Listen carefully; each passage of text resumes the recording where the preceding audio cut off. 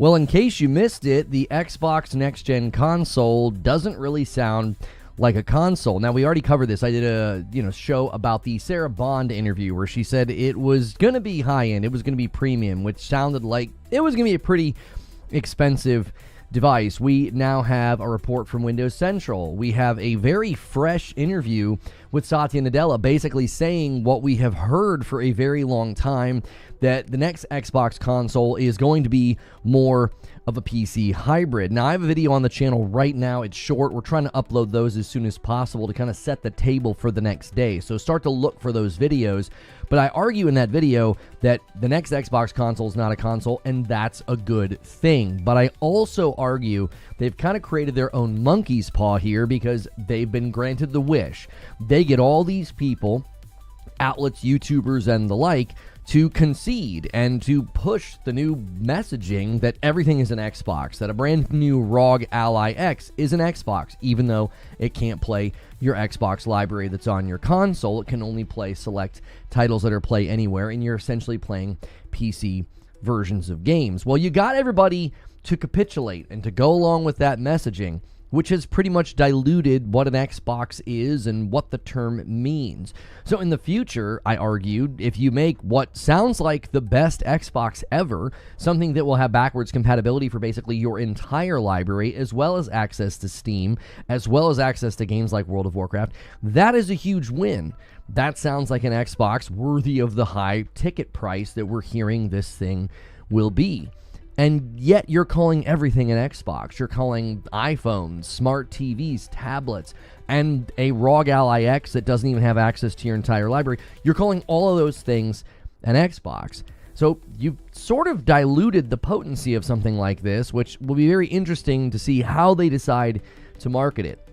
So be sure to check out that video if you want my complete thoughts, and then come back here. You can submit questions. Make sure you are here right when the stream starts. You'll notice we start with the lights. They're kind of chilled out. They're more brown like coffee, right? This is morning coffee for the members. The opening hour is for them. They can talk. They can submit questions that we will go through later, and I'm sure there is going to be a lot of opinions on this. There are opinions on the price. There are opinions on what is being stated about Satya's also re-emphasizing the fact that they feel they are competing with TikTok. And I have uttered my own concern about this. I took to Twitter and I said, listen, I expect broad reach games from them that are very low budget and very high margin. They continue to look at games like Fortnite and Minecraft as like that's the goal. They think that represents the entire gaming community because the behavior in those games is so Leviathan-sized. But they, I think, are missing the forest for the trees. You can have very successful, very profitable single-player games, bespoke games, exclusive games, as we've seen with Nintendo titles, as well as PlayStation first-party games, topping sales charts, climbing sales charts, and yet Xbox is painting a picture that might not have those types of games coming from their studios, because we also learned recently that the CFO of Microsoft wants that 30% margin. Well, the easiest way to get there is to make those targets very broad and very diluted, very sort of, slop, which is a concern for live service, right? Everybody thinks that everybody's chasing that live service dollar. So there's a lot to discuss here. There's a lot going into this, and I want to talk about it with the audience. So guys, good morning, good afternoon, and good evening. Make sure you are hitting that like button and get your questions submitted. You can use the question command, or you can use !Q. Let's try to get the first 100 likes of the day. We're about, almost 5 minutes into the show already. I'm going to go ahead and pause the thing that nobody likes so we can just get to discussing. I just kind of want to gauge people's interest in this device, because my video, we were getting a lot of different responses to it. Zubair says, I'm feeling very attacked right now. What are you feeling attacked about, Zubair? A lot of different responses to the video. There are people that are like, oh, this sounds great. This sounds very exciting. I had a lot of people in the comments that were seemingly Xbox fans that were just sort of like, yeah, I'm not interested in this at all. I don't trust the brand anymore. I don't trust anything that they say.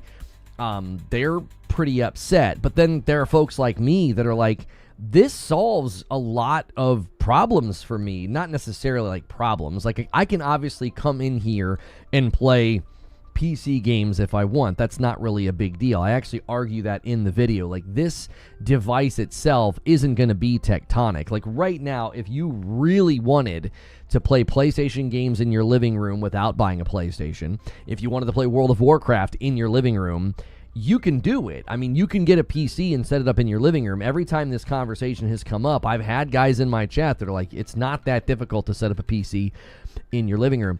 So it'll be interesting to see people sort of turn around and try and act like this is pretty significant, this is pretty tectonic, when it's going to offer something that's been available for quite a while, similarly to how the ROG Ally X was talked about, the Xbox ROG Ally. It's like, you can buy a handheld right now. You can buy something that has that device's capabilities. Yeah, battery life might be a little bit better, or, performance might be a little bit better, but it didn't offer new functionality. Eugene says it would have to have all the benefits of a console and none of the negatives of a PC. Good luck. That is obviously the concern, is that are they going to be able to give you a console experience? One of the most common questions that come up, people are like, what is a PC console hybrid? They're like, it's either one or the other. I think that's kind of, it will be at least in the future, a false dichotomy. And what that means is you're saying something can either be this or this. It's almost like saying, a van is either a van or a car. And it's like, well, it's both. I mean, you know what I mean? The minivan is a car, but it's also a van. You could have a device, I think, that is a PC and also a console. I think it's possible. It really is going to come down to the operating system, the UI, the streamlined nature of how you hook it up. Like, is it going to look like a PC? Is it going to feel like a console just in how it looks? Like, if you took one of my towers right now and threw it in my living room, nobody would be like, hey, that's a pretty cool Xbox. The average person would look at it and be like, wow, you got a PC right next to your television. So, I think even the form factor and what it looks like visually will play a part in what people think about it. When people look at it in the store, when people look at it in the commercials, I actually think that's going to play a role as well. But the interest in it is sort of all over the place. That was kind of what struck me. I kind of expected this to stoke the fires of the Xbox audience, to be like, yeah, this sounds great. This sounds like a really promising future. I think there's a certain amount of skepticism and cynicism that's kind of taking root in that audience. I think they're starting to say, yeah, no, I don't trust this company anymore. They feel very burned by the Halo announcement, some of the recent revelations about what Microsoft's demanding of the company. I think there is a growing sense of cynicism and skepticism, and I actually think it's somewhat warranted. I've been calling for that for a long time. Hear me say this. The marketing of this device is going to have to be very, very much combed over and treated with a heavy amount of skepticism and cynicism, because this company will use doublespeak. This company will say things to make you think one thing when another is true. So that is, I think, something to be on guard for. Glassdoor Gamer says, unless they create their own OS, Windows just has too many use cases for it to give you a console-like experience. But what will take more R&D and creating a branch of Windows just for gaming is counterintuitive to what Microsoft is trying to do. I don't know. Many people are saying that this has a lot to do with Windows, that this is Microsoft's, efforts to bolster Windows, to bolster interaction with Windows, to bolster their MAU, or they're just people that are locked in, right? The idea that you want to get people in and try to kind of keep them. Well, I actually think that's a decent theory. So I actually think if this is one benefit here, okay, this is going to sound weird, but let me make my point. I think it's actually good that Microsoft is heavily invested in making sure they make this basically a Windows machine, a PC machine. I think that's actually good, because they have a very strong interest in making this a success, in getting people in and getting people into Windows. If Microsoft's behind it, they're going to push, hopefully, for it to be good. Now, the worry here, that's probably the most positive outlook on this. The worry and concern would be Microsoft has a terrible track record with how they treat their software and how they treat the consumer. They have a terrible track record. Like, it is kind of surprising that a lot of the people that are sort of like adjacent to the Xbox brand and sort of defend Xbox, they all identify as like PC guys. And it's like, aren't you guys consistently frustrated by Microsoft? Don't you guys typically have a lot of animosity and frustration with Microsoft? Why would you be so quick to be on the side of their gaming division? I guess that's probably a conversation for another day. But Wired Rope says there are people who are able to get Windows running on 2 gig of memory. The real issue is whether or not they will allow it to be cut down enough to run like a console and then type in a command to leave the gaming environment and access Windows like normal. Yeah, somebody left a comment about that. Guys, the question queue only has one question in it, so get your questions submitted. We will still do that about an hour into the broadcast. Also, help me out with that like count. Smash that like button and get that thing cooking. I almost switched to low latency today, but we've been trying to avoid any rough edges on YouTube. Hilly says they flat out lie. Halo Infinite is play anywhere except the campaign on Steam. That's a different version. Microsoft lie. Another reason that some fans are becoming a little bit more cynical. Saw your video, agreed with most of it. However, I think you are overestimating the backwards compatible component. It is important, sure, but not the biggest selling point. No, Cypher, I think you might be misunderstanding my point, which I made the video very quickly, so I couldn't elaborate as much as I can right now. Let me do that. Essentially what I was trying to argue, and it sounds like maybe I didn't do the best job arguing this. This is what I was trying to argue. Fixating on, we're going to be able to play PlayStation games on the next Xbox, or, we're going to be able to play World of Warcraft on the next Xbox. I think you're focusing on the wrong thing, because you can do that now. In your living room right now, you can do that if you really want to. The reason that backwards compatibility, to the degree that's being described in the Windows Central article, the reason I think that's the biggest issue is that would usher in a genuine new device. It would usher in something that would, in my opinion, be the best Xbox that they've ever made. I'm not saying backwards compatibility is the best. I'm saying that sort of completes the package. It's like the bow that ties it all together. It's like, yeah, right now I can do all those things in my living room. Like if you don't want to buy a PlayStation, but you want to play Ghost of Tsushima in your living room, do it. Buy a PC. Go to Best Buy right now. Buy a pre-made rig. Hook it up in your living room. Get yourself a nice wireless keyboard and mouse, and you're good to go. Right? You can do that right now. You can't buy a device right now that can do that and also access all of your Xbox library. So I was attempting to show that, this device could end up being, historically speaking, in my opinion, the best Xbox. But it's not a console. And the sad thing is, Microsoft has absolutely diluted the potency of what an Xbox is with their marketing. Whether you're a fan of Xbox or not, their marketing has had such a diluting effect. I'm like, well, what is an Xbox? You can't have flashy, big budget production commercials that are running everywhere telling people that this is an Xbox. This thing in my hand, this phone, is an Xbox. And then you're going to trot out something for $1,200, who knows, $1,500, and be like, oh yeah, this is the next great Xbox. It's like, wait, what? Are you serious? That you've been telling people for the longest time that everything is an Xbox. So what's so significant about this thing? Then people are going well, it's basically a PC. Do you see? I actually think it sounds great as a device, but they've hurt the potency of it by basically everything's an Xbox. So calling this an Xbox isn't going to land all that strong. Think about it. 2 years from now, people are going to be pretty cynical. Guys, give us the first 100 likes on the video. Thanks so much for being here, starting the day. Already got questions in the queue. There's already 3 questions loaded into Q&A. So if you've got questions about this, be sure to hit that question command up, right? And make sure you're hitting the like button. That does help this video find more people. Wired Rope says, purchase games are already tied to your gamer tag in your account. They have to allow cross-purchasing, cross-download between the consoles and the PC, or it's a failure. And that's one of the reasons why the Ally is not an Xbox. Also, they promise backwards compatibility if it's too difficult and they want to get rid of it. They just need to tell people they're breaking that promise. I don't know if they are, though. The Windows Central article was like, no, this is a commitment from them. This is what they're working on. You will be able to access basically your entire library. 4 questions are now in the question and answer queue. Get those submitted. That fills very, very quickly. It fills up very, very fast. So make sure you're getting those submitted. Zubair says, I still think the thing gets marked as an Xbox Pro or something like that. What do you think about my suggestion in the video, Zoob? I said call it an Xbox PC.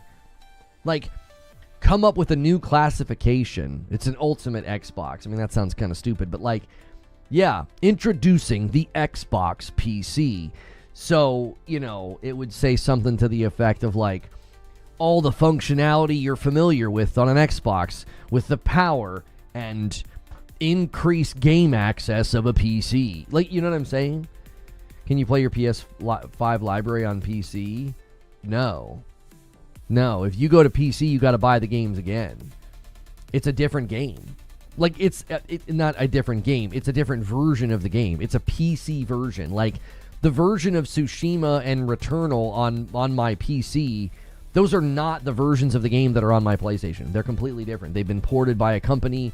They've been given extra features sometimes. They've been given extra control over settings and things like that. Yes, I saw Colin handle that. I'm amazed he gave that person the time of day. Rope says, I agree that they should do backwards compatibility, but I've seen people talk about it saying that it's unfair that people expect to play their Xbox One and 360 games when they were the ones that made the promise. I'm not understanding the point you're making, Rope. There are people who are saying that that's an unfair expectation. Why would anybody say that? Guys, we've been live for about 15 minutes really quickly. I try to pause the thing that no one likes on YouTube. It kind of interrupts us. Do me a favor and hit the like button. Get us to the first 100 likes. I appreciate it very, very much. Why on earth would anybody pay $1,200 for a console? That's why I said yesterday in my video, it's not a console. It's not. It isn't. This thing is not going to be a console. They don't even want to market it as a console. I think that would be an enormous mistake. I think one of the best slogans they could come up with is more than a console. I think that's one of the best slogans they could come up with. Because think about it. If you're entering the market and somebody's going to shop for a PlayStation 6 and it's $600 and you strut out into the market with your brand new Xbox at $1,200, you're going to need to say something to differentiate yourself or to explain that. Because that's double the price. So you're going to have some sort of a thing to make that clear. Microsoft CEO agrees Xbox's competition isn't other gaming platforms, it's TikTok. Listen, everybody is misfiring on that big time. Like, enormous misfires on that. People are acting like, oh my gosh, what a stupid thing to say. Actually, it's incredibly accurate, and it's weird that people are responding the way that they are. What he is saying is, games are digital entertainment. Any form of digital entertainment right now is competing with the most popular forms of digital entertainment. That's not insane to say. It isn't. This is actually a pretty obvious take. If you are trying to sell any form of digital entertainment, whether it's Netflix or a video game, yeah, you're competing with the most popular versions of digital entertainment. And if an entire generation is going like this all day, instead of playing games, that's your competition. How do you get people to come away from that? The new economy is based on attention. Right. Microsoft is not the only company saying this, by the way. They're just saying it out loud. Thank you so much, Rose Girl, for 10 months of members. There it is. We are a little behind pace this week. Let me add you to the total here. Han shot first, and so did you. Thank you so much. We are a little behind pace. We had a short day yesterday, so let's see if we can't bounce back today and get to the 300. We need to be on pace. That is for Friday night, a new segment that I do with my wife called Gaming News Tonight. My wife reacts to gaming news, and this week we'll be in costume because it's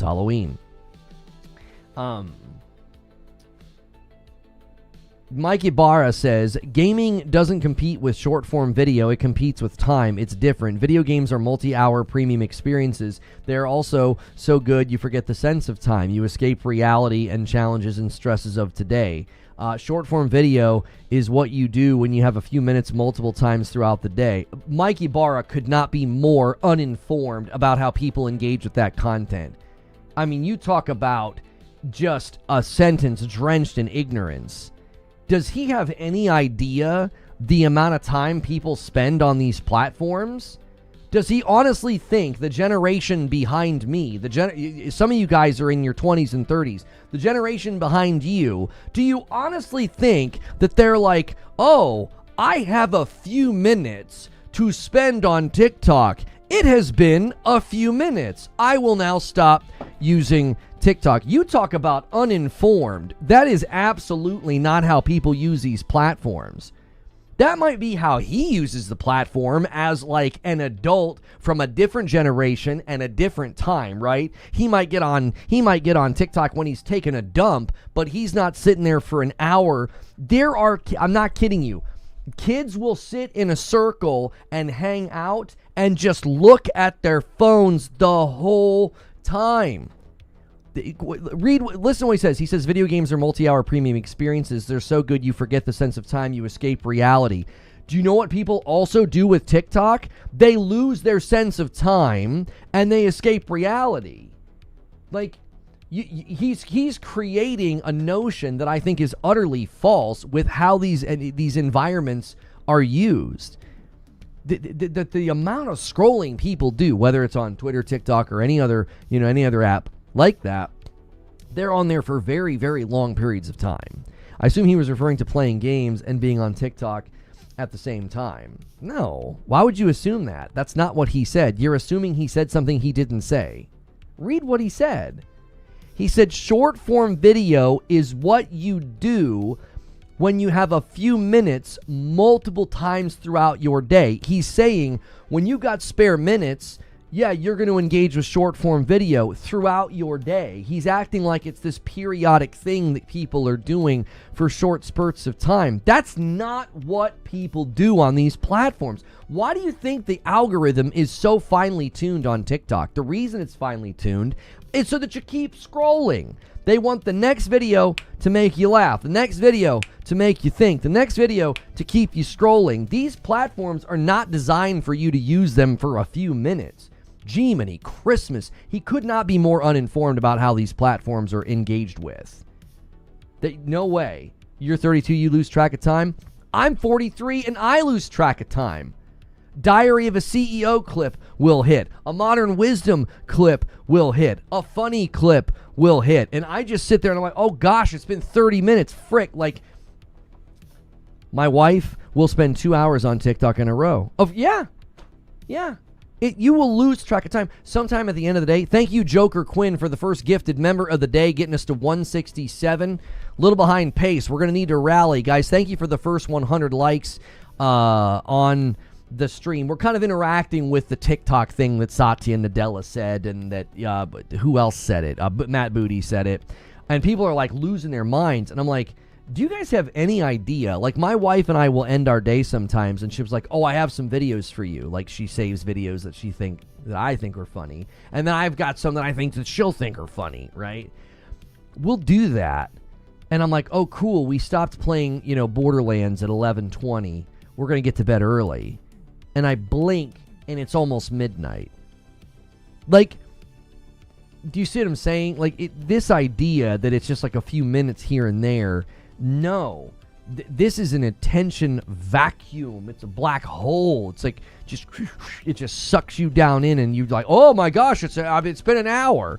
I burned my pizza. Like, no offense, Zubair. Like, you would you lose track of time using these apps is the point, and they're very, very much all about keeping your attention and not letting you go, and that's the concerning thing.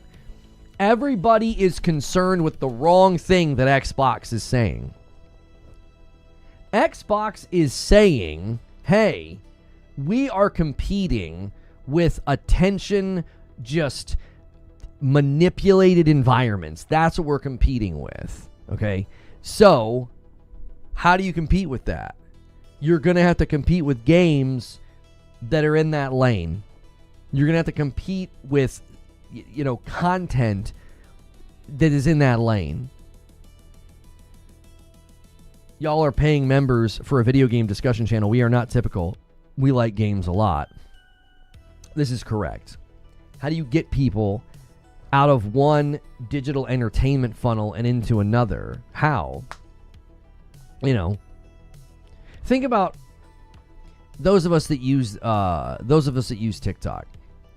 What is the most common games that you see promoted on that app? You're scrolling and there's one that comes up all the time. Which one? You guys, I guarantee you guys are going to be able to guess it, and you know what one I'm talking about. Wired Ropes is saying TikTok is taking people's attention. Isn't that new of an idea? Broadcast television is at its biggest lows right now. I love how your phone corrected the word lows to like Lowe's the business. And the people my age I know don't even have cable. They just use Hulu or YouTube TV. Sports? No. No, there are games, video games that they promote nonstop. Mobile games, that's right. That's right. Subway Surfer, yeah, the one with the guys like walking and like the enemies are coming and you're like shooting the gun, okay? Yeah, mobile games. So anytime I'm on that platform, that's what I see. I don't play mobile games. I don't. I think the last time I opened up a mobile game was 6 months ago, and it was probably from one of my kiddos. Like, I don't play mobile games, and it's like, here's the mobile game. The soldier walking down the street like shooting a gun. Those obnoxious ones. So, then you might see other ads, but the point I'm making is like one of the reasons those mobile games are paying that level of money to show up on that platform is because that's who they're trying to appeal to. That's who they're trying to appeal to. Like, they're trying to appeal to somebody who's going to install that game and do that, like, nonsense, mind-numbing, loss of time gaming. Not like a bespoke single-player experience or like a really, really good story-driven game. Just time sinks. Just nothing games. So that is the thing that nobody is focusing on that they should. Nobody's focusing on that. If Xbox thinks that their competition is TikTok and that's what they're going to fixate on and that's what they're going to try to build, they're going to build, low budget, high margin, broad reach, brain rot is what they're going to make. D-Lo Houdini says brain rot gaming. Right. Because that's what I said on Twitter last night. I was like, listen, if this is what they're forecasting, this is what I said on Twitter last night. I said, if Xbox sees their competition as TikTok and individual games that are larger than one platform change their view of things, expect low budget, high margin, broad reach games designed around attention capture. This right here is what they're forecasting. They're like, well, that's how we're going to maximize the money that we make in the gaming environment. We've got to make those types of games. We've got to make those types of, engagement funnels.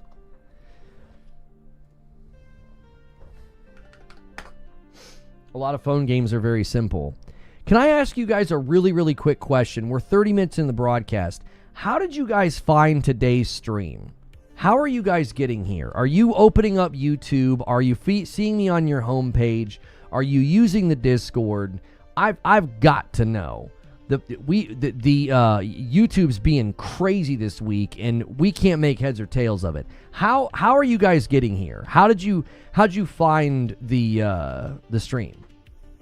Jez. Well, Jez made a joke. I don't necessarily think he was being serious. He said, Nintendo strategy then? To which I replied, I said, I don't know if I would say Mario Kart, Zelda, Donkey Kong, Mario, Metroid, Kirby, and the rest of those type of games are built to compete with TikTok. I'm worried Xbox is wanting more Fortnite-esque games and less single-player bespoke experiences like what Nintendo brings.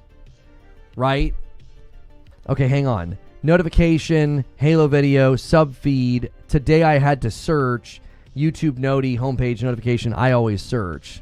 Okay. You're always on my homepage. Says Eugene. Usually homepage. Okay. Something is once again wrong today, and I can't figure out what it is. I refuse to believe that the sub base is not interested in this subject. YouTube is jacked up. So do me a favor and hit like button. Do all the things.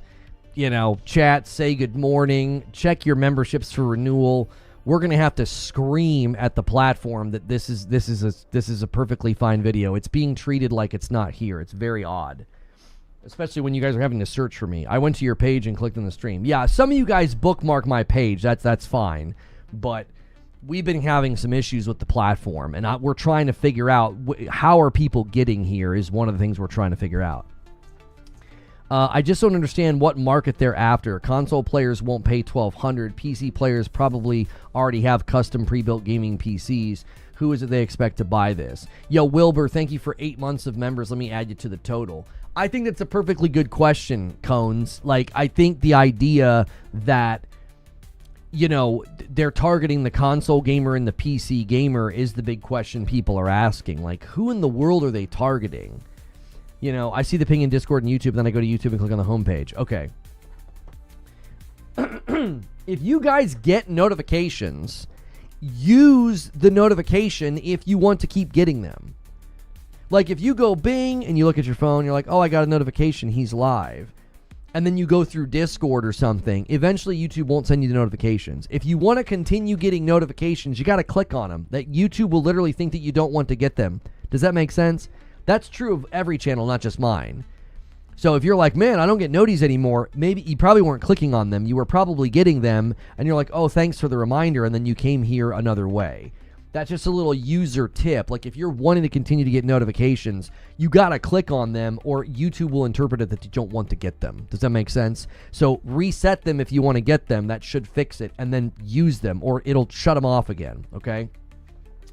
So the question is in chat that's being posed is like, well, who is the next Xbox console being made for, right? The Xbox Next Gen console is like, it's a PC basically, and the person in chat is like, well, the PC users aren't going to want this. Console users aren't going to want this. Like, who the heck is going to want that, right? I think that's a perfectly legitimate question, okay? I don't think Microsoft knows or cares. I think they want the device in the market as one more avenue to get people into Windows. Why wouldn't you want it? Well, imagine a consumer Dragon's Carnage. Imagine a consumer with me. Let's just picture a user, okay? Picture a gamer who had the Xbox and then the 360, and then they had the Xbox One, okay? And now they bought a Series S for $300, or maybe they bought a Series X, you know, for $500. Something coming into the market that is 3 to 4 times more expensive is going to be extremely jarring to them. Like, very, very jarring. Imagine if the next PlayStation got announced and it was $1,000. That would be jarring. People would be like, what the heck? Like, wasn't the PS5 Pro $700? Like, what are you doing? It would be jarring. That's the reason I think people are going to kind of balk at this device or at the price. Zubair says, see my last. DIY PC is small. Most people buy pre-built. That's another thing that I don't think people realize. You do appear in my YouTube feed?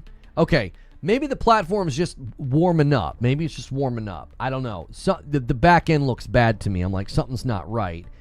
And I had to schedule the stream twice this morning. The first one pulled an error. I deleted it. I scheduled it again. It went through without a hitch. It's always a little worrying when that happens because it's like, I worry that the thing isn't going out there like normal. But you guys are saying most of you found the stream normally today, so perhaps it's just taking a second to spin up.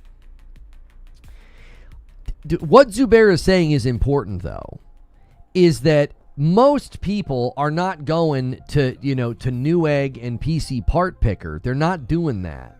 The people that are doing that are a drop in the bucket. I mean, there's such a small minority of people across the globe of gamers, across the gamut of people playing on PC. A small percentage are actually doing that. The greater majority are going to just buy a pre-built because it's easier, right? You're in my homepage daily. Well, that's good. That's good. Hopefully that continues, because we were having some people come in and saying like they couldn't find us, and whenever that happens, it's because they're tinkering with stuff.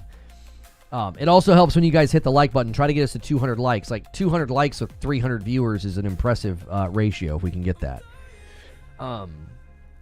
It'll be jarring at 1200 if it's the only option. People will flood PS6 if it's 600.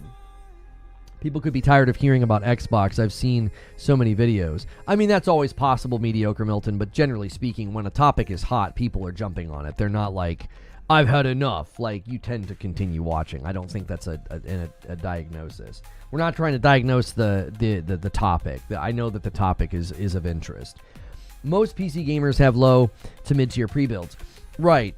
So the question that was posed is like, is a PC gamer going to want this thing? Right? Console gamers are going to be a little bit split. My answer is that I really don't think that Microsoft is caring about that. It isn't. I don't think Microsoft is like, oh, we better make sure that the console users want this or the PC users want this. I think they want an option in the market for people that want to game, and the people that want to game on something called an Xbox, or the people that want to game and have access to all this stuff, so that they can have more people in Windows. I think that's why. That's literally it. The goal is centered around Windows. Like Sarah Bond said, they want Windows to be the biggest gaming platform. I think that's what's going on. I don't think... So when you make something for a particular slice of the market, it's obvious. Like, I don't think anybody was in doubt when the Nintendo Switch 1 landed who they were making it for. They were not targeting high-end gaming people, like gamers. They were not targeting PC Master Race, right? They were targeting Nintendo fans. They were targeting families.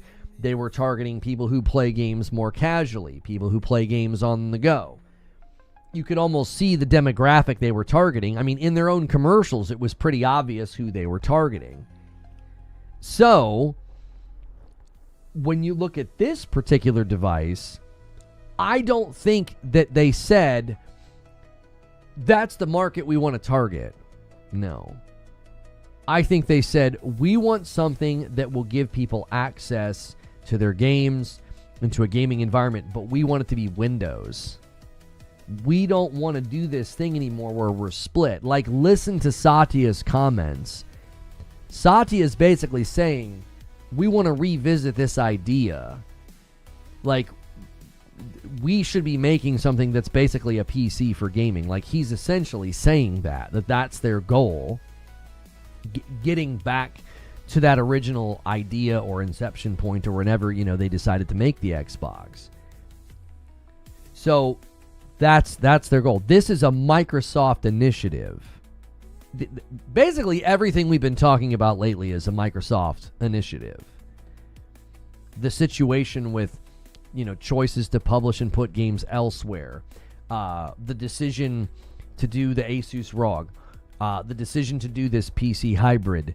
The decision to shelve their own handheld, at least for now. The decision to strip down Windows. Like, you'll notice they're not talking about making the Xbox operating system or the UI better. They're talking about making Windows better. That's because Microsoft's calling that shot. They're saying, listen, this is the goal now. Windows is the centerpiece. That's the focus. Wired Rope says, from everything I've seen on tech channels, not gaming channels, it will have to be more than a handheld because the handheld is the new Series S version. Everybody's assuming it'll be about $1,200, but because of the economy of scale, it should actually be $1,500. We won't know till we get heavy test people. Why are you invoking handheld? Nobody's talking about it being a handheld, Rope. I don't understand the point that you're making. You're saying it'll have to be more than a handheld. Well, right. We're talking about a PC hybrid. Nobody's saying that it would be a handheld. I'm not sure. Did somebody in Twitch chat say that? Oh, Mediocre Milton said, as a PC gamer, if I buy a handheld, it'll be a Steam Deck. I'm not sure what... It sounds like you're countering a point, and I don't understand what point you're countering. I'm not sure if anybody's arguing that this thing's going to be a handheld. Yo, Chest Pain with 10 months over there on Purple, bumping the line to 169. Guys, if you haven't done so already, hit that like button on YouTube. Try to get us to 200 likes before the first hour's down. And check your re-ups so you can help us with the weekly goal. This week, if you've missed the last 2 Fridays, my wife reacts to gaming news, and it's hysterical. This week we'll be in costume for Halloween. At the current pace, it might not happen, but we've had really, really strong finishes the last couple of weeks. So for something to get a place in my entertainment center, Eugene says it has to be fully controllable via controller. When I power it on with a controller, it has to also turn on my TV on the correct input and turn my surround system on. If it can't do that, it doesn't get a spot on the shelf. I mean, I think the average person would agree with the controller part, Eugene. The rest of that stuff is just stuff that you've got to, like, set up with... There's particular televisions and HDMI ports that'll do that, right? If it's plugged into that spot. I had my Xbox plugged into something on my TV, and every time I turned my TV on, it was turning my Xbox on. I'm like, quit friggin' doing that. Like, that's not what I want. For decades, Windows has been the undisputed operating system for PC gaming. SteamOS, especially with Steam Deck success, I think you're getting ready to say, like, could cut in. You're with Eugene on that. I'm okay if I've got to grab a secondary controller and, like, turn a surround sound system on, or grab a secondary controller and, like, turn my television on. That's not a deal breaker for me. I'm not gonna be like, I can't do it. Like, I think that's a bit much. I understand seamlessness and convenience is nice, but homie, I'm not throwing my hands up and refusing to use a device if I have to, like, pick up another controller and hit the power button. Like, I get not wanting to use big picture mode. I get not wanting to use a wireless mouse and keyboard and fiddle with Windows. I get that. But being like, listen, bro, I need to press one button. I'm getting ready to push a bunch and play a game that's really challenging and hard. You know, I'm getting ready to do a no-hit run in Elden Ring. But if I have to hit another button before I, get there, that's too much. Like, I think that's a little extreme. I don't think the average consumer is going to be that stringent. It's been a standard for over a decade. Anyone with fairly recent TV experiences. Yeah, but I don't even use my television that way. I've got a really nice television, and I don't use it that way. I don't. I hit the button on my PlayStation controller. I set the controller down. I pick up the remote. I turn the TV on. I make sure the volume is where I want it. Those are the two things I do every time I'm going to game. If it can't do that, it's missing other features integral to the system. I can't imagine it not being able to turn your stuff on. That's pretty standard now for almost anything like that. Like, as long as you've got it hooked up right and set up right, it should just turn those things on.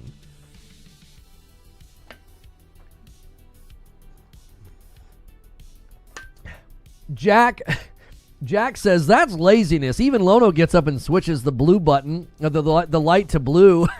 That's right. I slide my chair back there, which we'll transition in 10 minutes to doing Q&A. So make sure you guys have your questions submitted. Let's see here. 2, 4, 6, 8. There's already 9 questions in the queue, y'all. Already 9. Once we get to 10, it gets pretty extreme. So do me a favor and make sure that you are you're getting those questions in if you want to be a part of it. Here, I'm gonna do this discussion. I'm gonna pin I'll pin the link to the live stream on that upload, and because people are continuing to engage with that. Thank you so much, everybody who left comments on the Not a Console video that we uploaded last night. They got new comments here. This one says, is an Xbox, then it's a console. If you don't mess around, moron. Such an intelligent and thoughtful response. Yes, there's nothing better than a broken English sentence that insults me. Is in a box, then it's a console if you don't mess around, moron. Whew. Guys, we got a high IQ genius leaving comments on the video. Stop crying, start gaming. Another self-report. Within 20 seconds, I say this is a positive video. Crying in the comments over a thumbnail. Like, people are literally self-reporting. They're not watching the video. I knew I would catch them. I knew I'd catch them. I opened up the video and I said, this is a positive video. Like, this is not negative. I actually think this is good. I knew I would catch these guys that do this. They just run to the comments to seethe and yell, and it's like, you didn't watch the video. You're self-reporting. The opening 20 seconds, I'm like, the next console from Xbox isn't going to be a console. That's a good thing. This is a positive video. And they're in the comments. They're like, yep, just hating on Xbox. It's like, you couldn't watch 20 seconds. I mean, you people are worried about TikTok. You should be worried about people like this. Like, they can't even watch 20 seconds of a video. Be like, oh, it's a positive video. Maybe I shouldn't leave a comment insulting this stranger. Maybe I shouldn't. Self-reporting left and right. I do that with videos a lot lately. I do. I will open the video and say things knowing that when someone leaves a comment, I can immediately tell, like, yeah, you didn't watch the video. You didn't even make it through the 30-second open. Like, you didn't even make it through the 30-second open to the video. The introduction was too much for you. You just yelling in the comments. The funny thing is, I'm on record for a couple of years now as saying if they do a PC hybrid, I'm very interested. Obviously, I'm irritated with what they did with the Series X and S this gen. But if they do a hybrid, I'm interested. I'm in. Let's go. Like, that'll actually be, that'll actually be something that helps me. That'll solve an issue, Digging the red. Yeah, you created your account today. Digging the band. If you just made your account today and you just stumbled into my Twitch channel, I know you're just someone who's probably been banned and you're just trying to come in and stir up trouble. I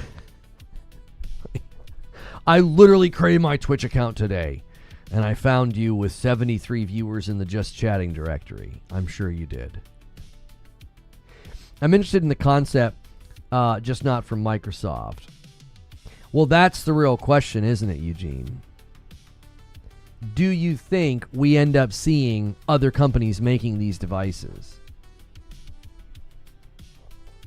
Like, do you think the same year this thing comes out even, that, like, Asus comes out with one?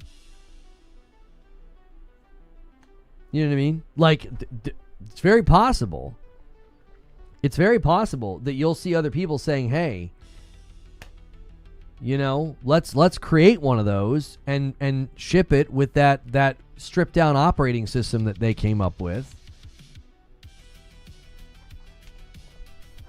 I don't know. I could see it. I could see other companies building these things. A Steam box. Here's the thing, and this is why I said they're going to need to nail the backwards compatibility. They're going to need to nail the backwards compatibility. A Steam machine wouldn't be able to do that. A Steam machine would not give you access to your Xbox 360 games or your Xbox One or Series S and X library. That's why I said everybody's missing the forest for the trees here. They're like, the next Xbox will be able to play PlayStation games. And it's like, yeah, you can do that now. Like, no one's impressed that you can load up Steam games. Like, I know that's great for, fighting on Twitter, but the average consumer is going to be like, yeah, those games have been on Steam for years now. That's the selling point of the device, is that it'll have access to Steam and all of your Xbox games. Like, that's how you differentiate it. And you say, this is not just some gaming PC that you can boot up Steam. That's not what this is. How do you know if your question was entered? Nightbot literally replies to you, mentions your name, and tells you. Have you not If you're looking at chat, Happy, you can see people doing it all the time. Maybe you just are rare. You might be rarely looking at chat. Maybe you're a heavy lurker.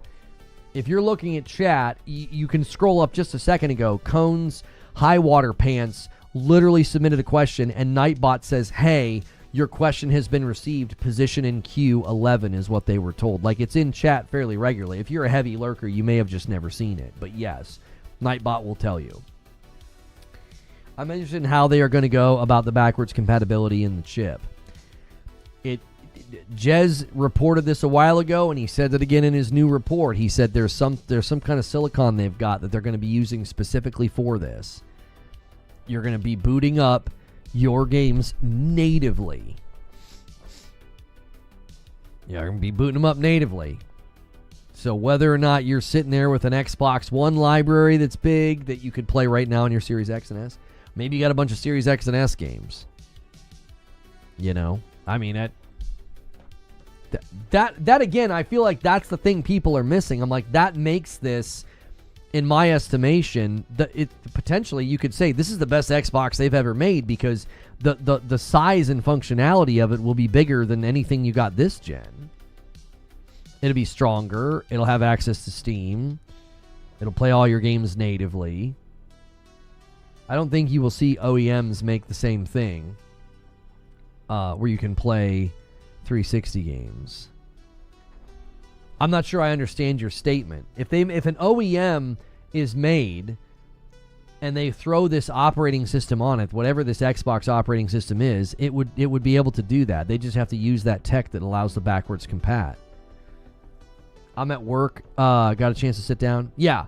It'll be really obvious that your question's been submitted. Now, sometimes Nightbot will say there was an error, and then I'll check the sheet, and I'll tell you. I'll be like, ignore that. It got through. Sometimes your question gets through, and Nightbot just pulls an error.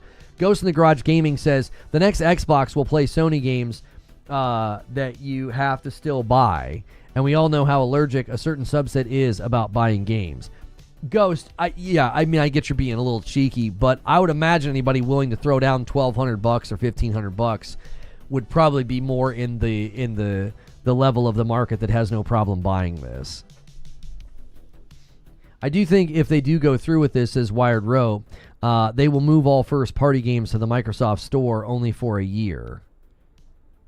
If they go through with this, they're going to move all first-party games to the Microsoft Store only for a year. Rope, are you drinking this morning? What are you doing? What kind of nonsense are you talking? So, do you think what? You think they would limit a first-party game's reach to that store and not put it in Steam? Are you drunk? They're putting games on PlayStation, for crying out loud. They would never do that. Microsoft would never do that. They're all about selling games now. They would I would bet money, cash money on the table, they would never do that. Hang on. There it is.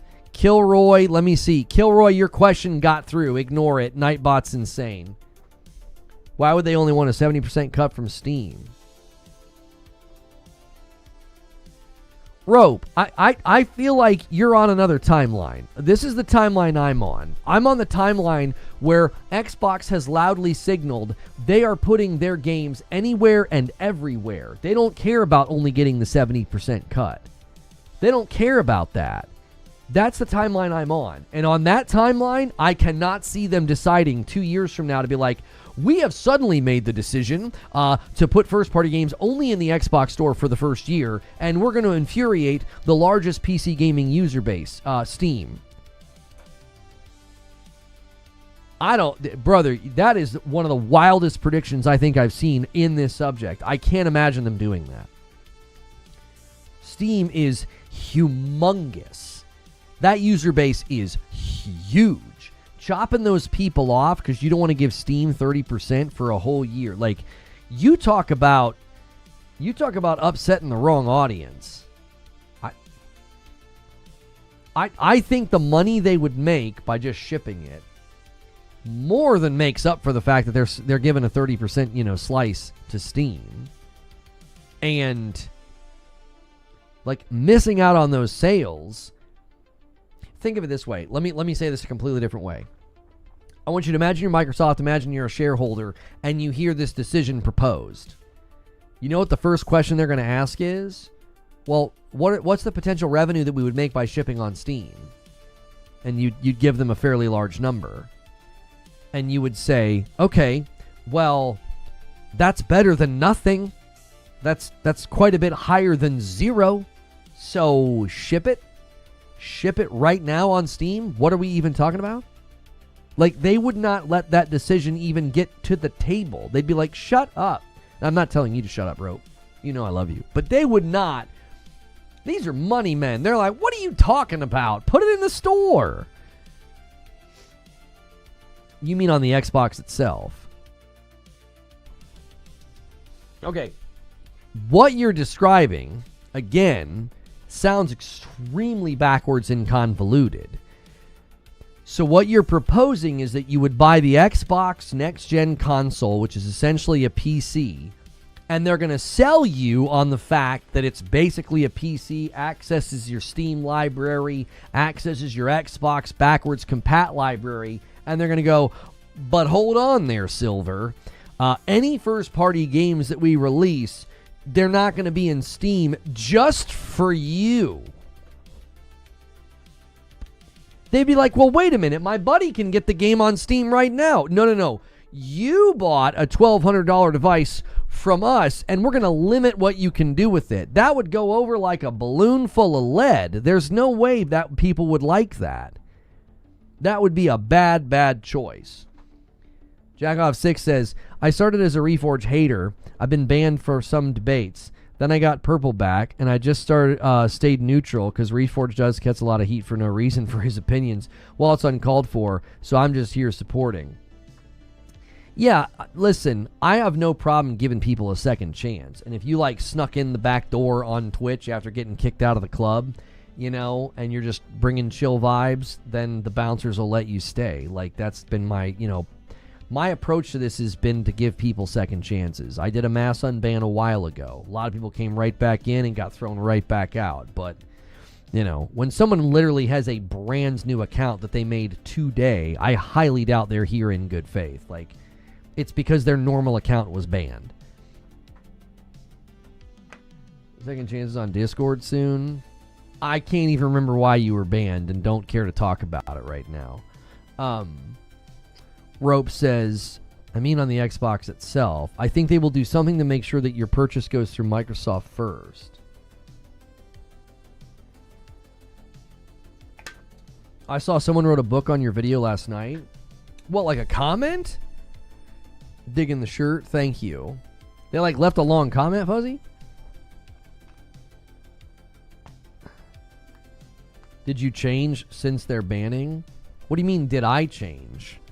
If someone gets banned, it's almost every single time it's because they come in, insult me or chat. Or I can tell they're just being disruptive and trolling. They're not interested in being a member of the community.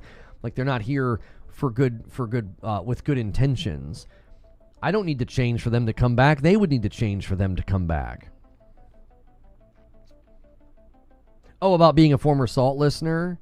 Yes, yeah. There was a really long comment last night about that. How can I do that? Response status. Ones I've responded to. I've responded to everything. I want to see if I can find it. It was a really nice comment. It was really, really, really long. Some people are disagreeing with me, and that's fine. They think it's going to be a very, here we go. This guy, DK Steph or whatever, they said, I'm not a channel member, but I'm considering becoming one. I just want to say that I was one of those who followed the salt miners and laugh when they crack jokes at your expense. But something didn't feel right about their arguments. I decided to watch their videos and then watch your original videos for context, and I found that they take your arguments out of context all the time.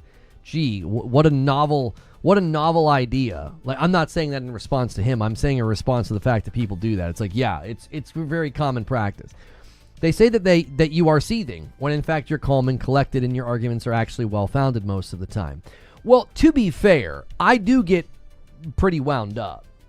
Okay? I get pretty wound up. And they'll take those and take that right out of a 20-minute argument and make it seem like I'm just losing my grip. And it's like there's usually a build-up to that. And if you take that out, like you can do that with people that are playing, Battlefield and they're like arguing back and forth. You can take like the very end of the argument and be like, look at this guy, he's losing his grip. And it's like, okay, there was a build up to that. And then they were laughing 5 seconds later. But you can rip it out of context and make somebody look like they're kind of crazy, right?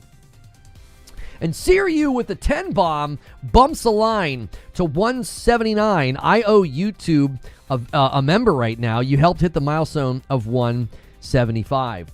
Thank you so much. Let me go ahead and do that now. I'm going to add that to the chat. So this guy goes on to say, I don't see eye to eye with you on a few things, but I actually think that you have a way of presenting your arguments that are well articulated and well presented, and the salt miners are desperate for content. They thrive off of outrage and misinformation, and in fact, I now firmly believe they are not interested in building bridges or for the console wars to stop, because they live off of the outrage and the small-minded individuals that, just like them, aren't interested in anything other than fueling the fires. I want to wish you and your channel the best, and I look forward to watching a lot more of your content in the future. Thank you for being a voice of reason in a sea of misinformation. And Stone Spire's going to round us out to 180. He's hoping to see a 20 bomb. We're going to need it if we're going to hit that goal this week. We're a little bit behind on pace. Thank you, Stone Spire, for teeing that up. It's very, very kind of you. So like that, yeah, I thought that was a really nice comment. I think we've had more and more people, coming in and saying that. So, 1 second. I just need to send a message.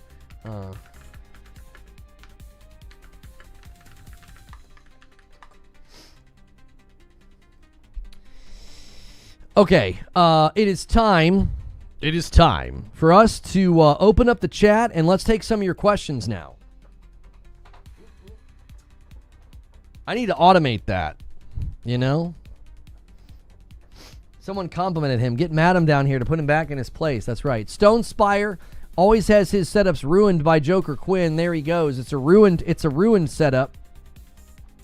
Now the 20 bomb is an agent of chaos. Somebody should consistently troll Joker Quinn, and when he ruins it, you guys come in and do it anyway. All right, let me open up the chat to everybody. Let me open it up to everybody here. Okay. Boom. Champagne says, morning, did you see the Mighty Keith video yesterday? Yes. You're either not in the Discord or don't follow me on Twitter. I literally tweeted a screenshot from it. Zubair says, will people in the market for a $1,200 pre-built be swayed by this thing? I'm trying to picture the interaction, right? They go into Best Buy, they go into Target, and they say, I'm looking to get a PC. And so they go to that aisle, and you've got, a $2,000 monster and $1,500, one and a $1,000 one. I think sometimes they usually have an $800 to $900 one, right? That was too many clicks. Enable public chat and change the lights. That's a deal breaker for streaming for me. Anyways, so I'm picturing somebody staring at these options. And the Xbox, sliding in there and saying, hey, this is an Xbox PC. Because there's going to have to be some way to distinguish it as not just another one of the PCs that they're selling. There's going to have to be some way to distinguish it from the consoles as well. This is going to be an interesting way to market something, because if you just market it as a PC, you're going to have people say, but isn't it, I don't understand, it's an Xbox though, right? And you can't market it as a console, because if you market it as a console, people are going to say, I don't understand. The Nintendo Switch 2 is like $450. The PlayStation 6 is like $600. Why is this thing over $1,000? Why is this thing, $1,200 or whatever? So I think they're going to have to do some type of marketing ninjutsu here to make it compelling to be, it's not really either of those things. It really isn't. It's not either of those things. It's not a PC. It's not an Xbox. Like, it's something down the middle, and they're going to have to figure out a way to position that to make it compelling. I'm assuming it'll be more powerful than a PC at the same price because of scale. So what Zubair is saying there is he's assuming this thing will have a reasonable amount of power because they're mass producing them, right?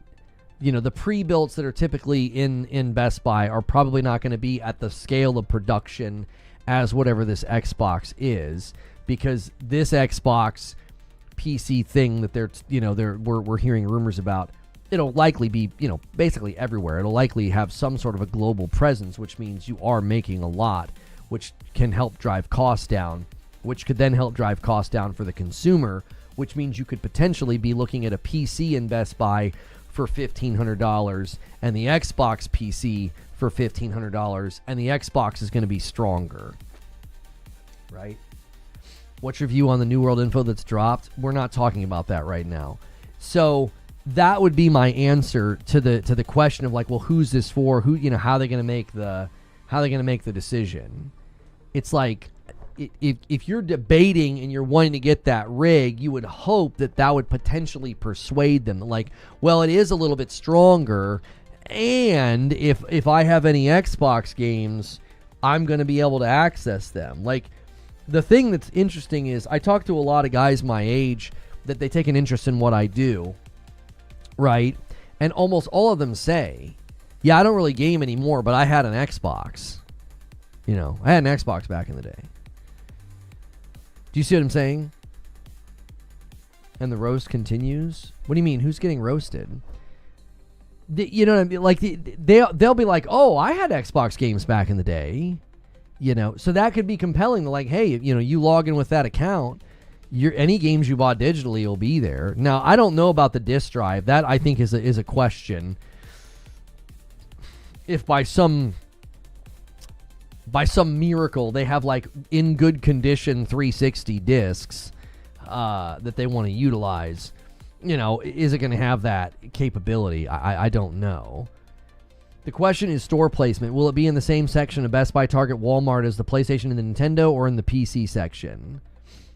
Hang on, Stone Spire. Let me see if that one got through. It got through, Stone. Just ignore Nightbot. Nightbot's drunk. I don't know, Corey. I have no idea where they're going to put it. I really don't. It's like, if you put it with the consoles, it's going to look really expensive. If you put it with the,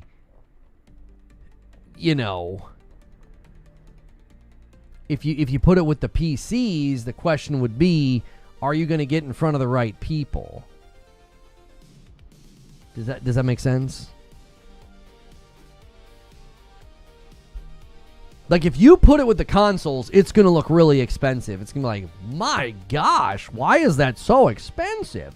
You put it with the PCs, its pricing will seem a lot more reasonable, but then you're risking not being in front of the right people.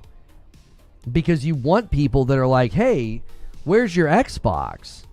Where, I'm here to get a console. I'm here to, get a new console. Where's your Xbox? And it's like, oh, it's over there with the PCs.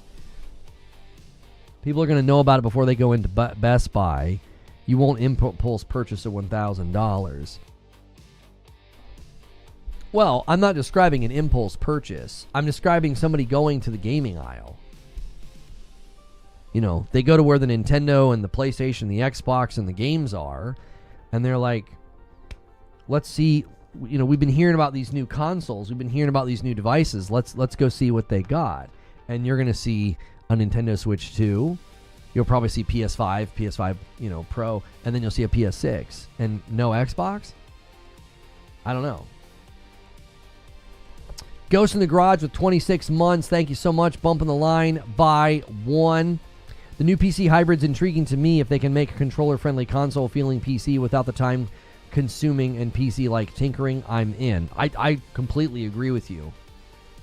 I totally agree that would be, a compelling, change and deal breaker for me. Not deal breaker for me. That would be the one that seals the deal, not deal breaker, but it would seal the deal. Like, that sounds great. Give me it.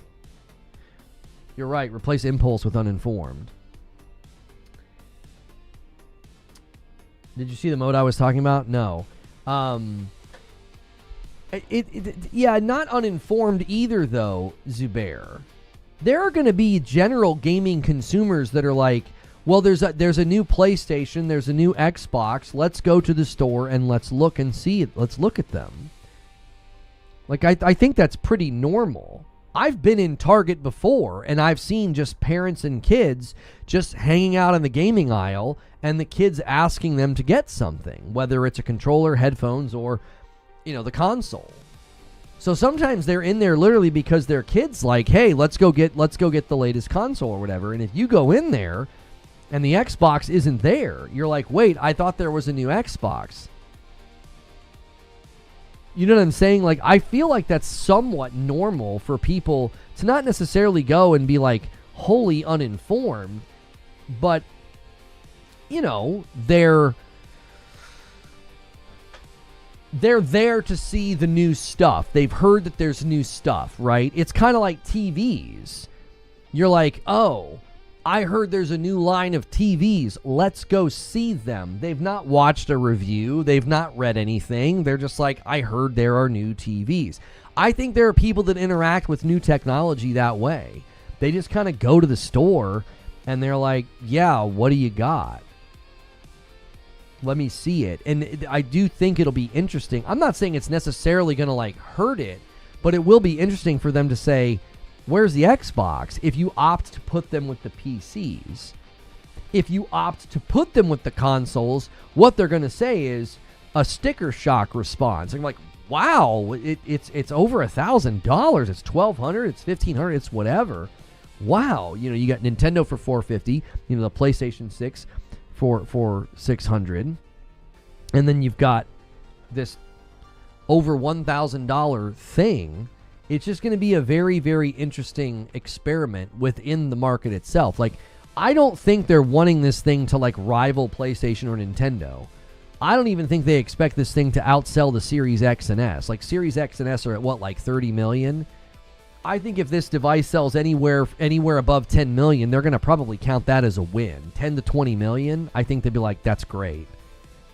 That's great. I don't think it's going to fly off the shelves. I don't think it's going to be rivaling PlayStation or the Nintendo Switch. I don't even think it's going to rival Series X and S market saturation. So many people that bought a Series S are going to like Looney Tunes eyes pop out of their skull when they see that price point. They're like, I bought a Series S for $300. I have a cousin who, hard worker, but he's just in that lane of life where like he does not have a lot of extra cash, and the only thing he could afford was a Series S. He scraped and saved, and he bought himself a Series S. I'm picturing that consumer. He's gamed his whole life. But he doesn't know as much as me. He'll stop by the stream every now and again, and whenever I'm home, we kind of talk. And he's gamed his whole life. I'm picturing that guy working as many shifts as he can to save his money to go to the store, and he sees a $1,500 Xbox, being like, what in the world has happened? Like, that's what I'm saying. There's a lot of people who bought Xboxes this gen. That's what they did. One of the reasons why I think I got a lot of pushback and a lot of people who were very irritated with how I talked about the Series S is because I think that was their experience. They did their best to scrape and save, and life dealt them cards where that's all they could afford.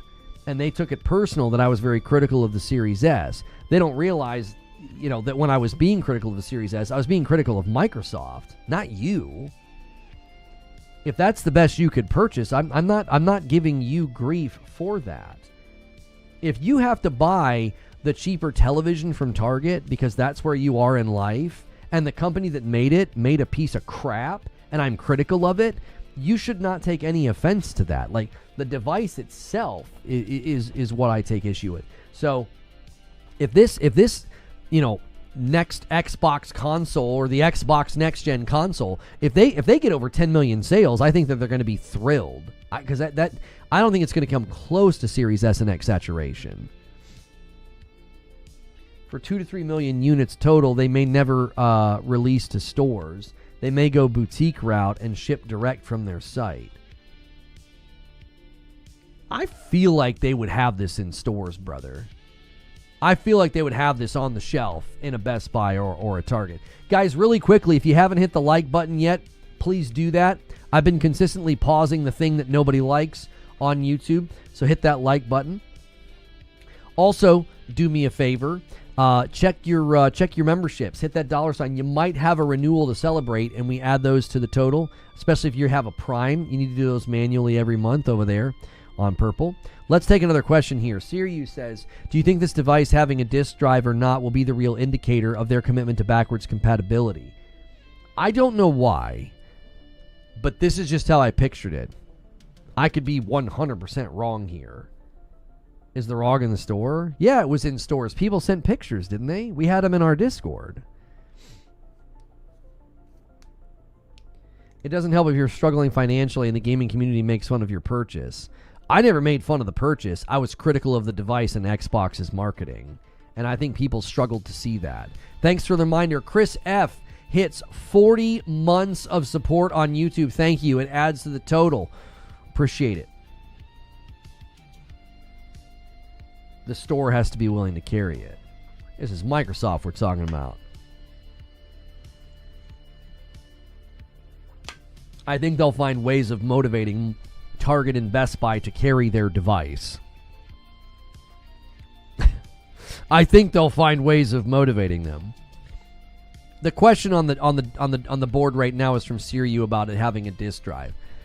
I could be totally wrong about this, but I just picture it without a disk drive. Now,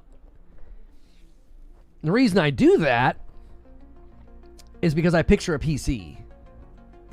And I'm like,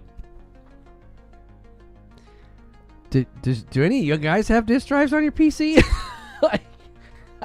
I don't. I mean, I haven't had one in a long time. You know, those little red pre-built Asus ROG machines I had way back in the day. I think those are the last, computers I had with disk drives. So I don't know. That's just how I picture it. I could be wrong, though. Maybe I'm wrong in picturing it not having a disk drive. I just am picturing a PC, and that might be messing with my own prediction. Like, my predictive powers here are shaky, because I'm like, I don't picture a disk drive, but again, I'm picturing a PC. It having a disk drive and being able to play like your 360, Xbox One, and your Series X games, like if you have a physical library, that will probably be important to people. That question is it important to Microsoft?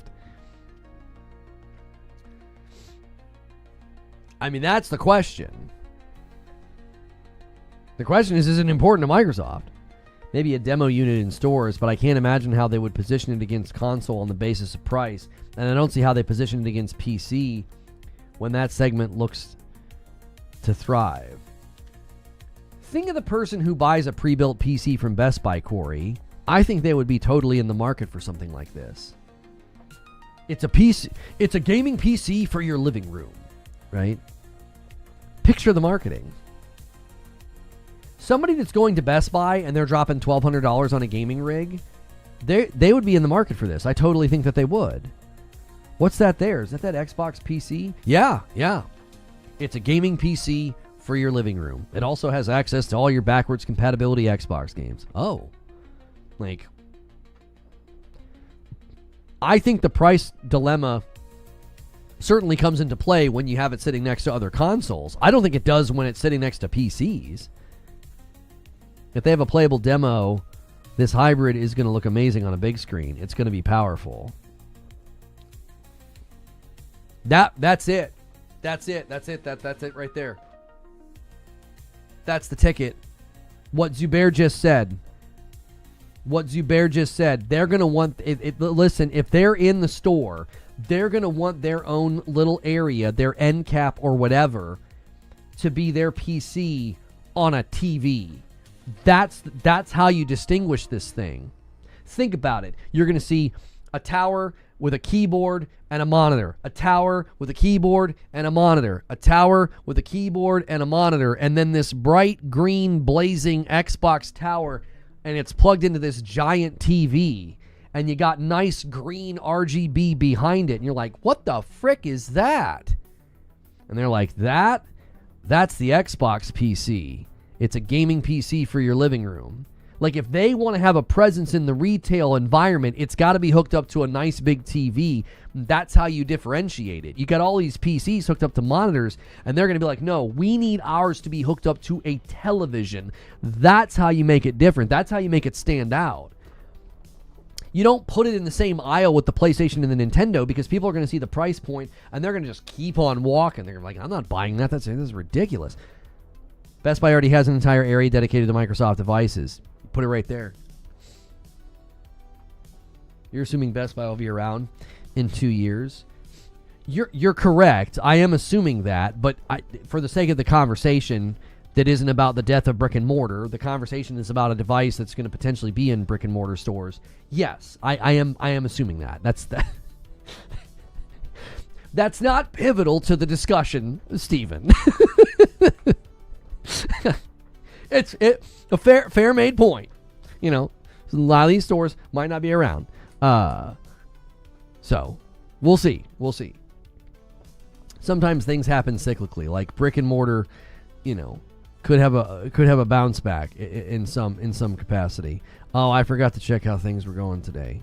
Oh, good. It's a niche price for a limited consumer base. There's a lot of devices when I go to Target that are niche and pretty high price, and they're for limited consumer bases.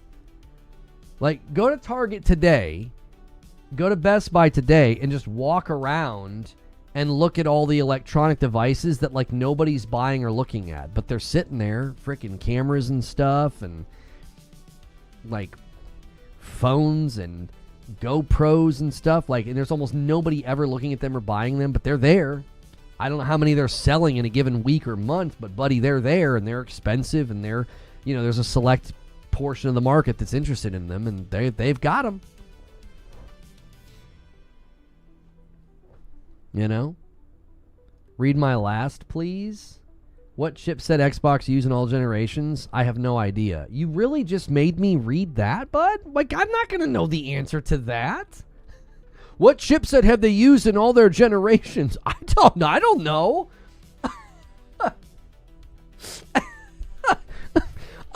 Perfect Image, I love you, but sometimes you're like, can you please check my last? And I always feel like I'm gambling. You know? I'm like, all right, I'm going to click on your name, and I'm going to read your last comment. I don't know, man. You really had a strong urge for me to read that, and I'm not the kind of person that typically would have an answer to that. My bad, I thought you did. I don't know if I've ever postured expertise on the chipsets in the consoles up to this point. Lone doesn't know what a chipset is, and you're asking him about the speed on the front side bus of the Xbox 360. Yeah, like, I feel like sometimes people have a very different version of me in their brain. They're like, yeah, he knows all about that. And I'm like, no, I don't. No, I don't know who told you, you know. I don't know who told you that. I don't know anything about that. It was like a week ago or something. This guy came in, and he like wanted to know which thing he should buy. And he like put the stats in the chat. And I was like, brother, I don't have a freaking clue. I don't know. Which one should I buy? The one that is got the brighter colors. The faster one. Yeah. I don't have a dadgum clue about any of this stuff. Nova Hands comes in with 38 months. The irony is that I play my Series X on a monitor, so the next Xbox will be more of a PC that I play on my TV. I need an adult. You do need an adult, but I'm going to add yours to the total. It's 17-2. Twitch, you're way behind. 184. You guys got us way ahead on Monday, and we have slipped behind. We're going to have to rally back. Furious Pickle submits a question. This is something you can do as a member. This is a great reason to click join and become a member right now. Also get in our Discord. We'll be in there later for Green Room. Aren't consoles just storefronts at the end of the day? If everything is an Xbox, then are they really just saying their storefront is everywhere? Well, there's so much wrong with this. Aren't consoles just storefronts at the end of the day? No. Like, no. Do you think a Nintendo Switch 2 is just a storefront? No. Like, the PlayStation 5 is not just a storefront. What they're doing is they're trying to portray it as that. Yeah, it's just a storefront. You can access Xbox anywhere. And it's like, no, hang on a minute. That's not what Xbox was traditionally. Xbox was a device that you bought, a walled garden. It's got stuff just for you. It's got your profile, your achievements, your friends list. It's got exclusives. It's got a controller. It's got a feel. It's got a vibe. Consoles were never viewed in this way. Oh, it's just a storefront, isn't it?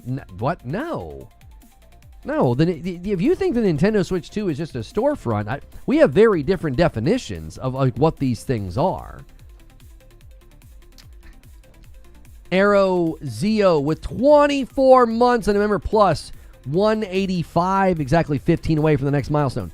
Like, really what your question gets at, Furious Pickle, is like, this is what Xbox is selling you.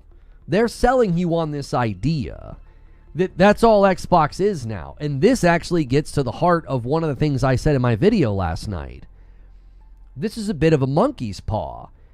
You have been granted your wish, Microsoft. You got willing participants and podcasters and pundits and everybody to be like, everything's an Xbox. This is an Xbox. Well, you didn't get great participation from the people that you actually sent the Xbox ROG Ally X. Virtually all of them said that it's not an Xbox, which is, again, a huge problem with your marketing. I mean, you talk about a torpedo in the side of the boat. You're like, everything's an Xbox. And then you send your brand new device to somebody and you're like, thanks for sending this. It's not an Xbox. Like, that's not a great look. It's also not a great look when you're like, everything is an Xbox, and then you want to walk out with a $1,500, $1,200 Xbox in the future that's a PC for your living room. And you're like, but wait, you said that was an Xbox over there. It couldn't even play all my Xbox games.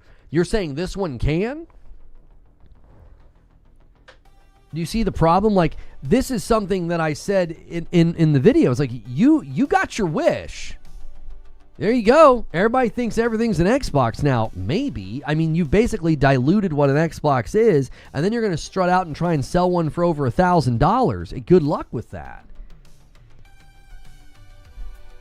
Like, good luck with that. You've made everybody think it's there's nothing special about it. It's just another device that you can buy to play games on. To say consoles are just storefront plays into the words that Xbox is trying to convince everyone of, says Street Shadow. They have used influence to shift how some consumers view gaming. I get what you're saying, Xanatos. My wife thought the PS5 Pro was the PS6. Jess Corden says on Twitter, this might be dumb, probably is, but I do wonder if it's less the rise of TikTok competing with gaming and the rise of generalized global exhaustion competing with gaming.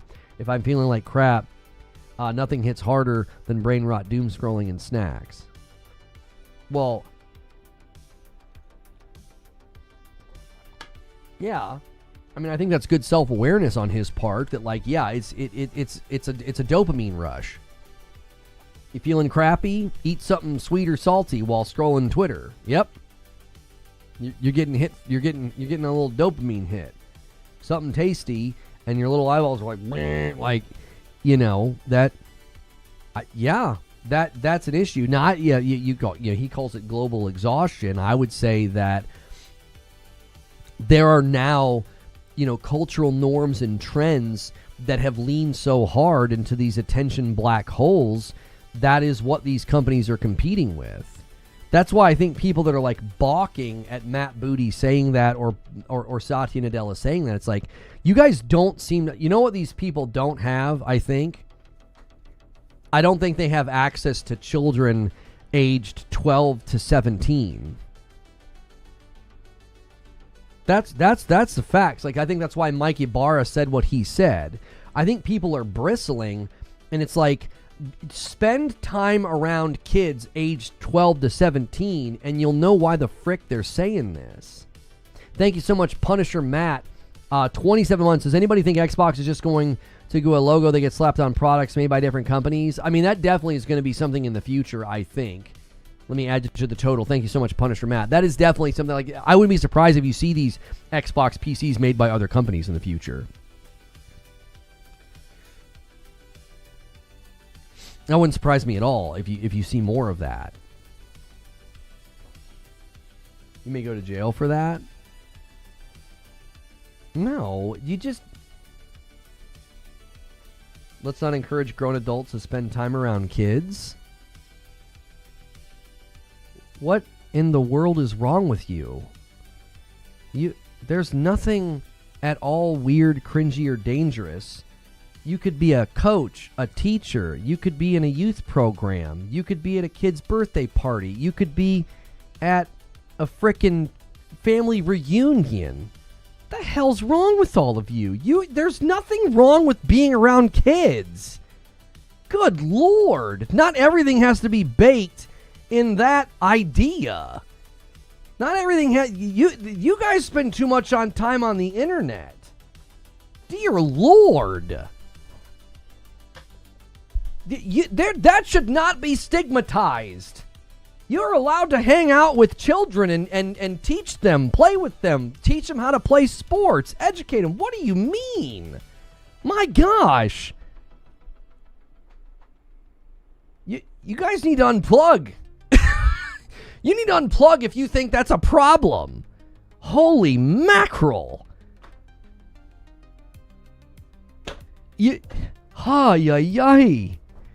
Listen, the point that I was trying to make is that the people that are like bristling at them saying this is like, again, if you spend any time around that age group at all, you will see what's going on. You will. You will see what's going on. Hang out with children? Yeah, there's nothing wrong. There's nothing wrong with that. What?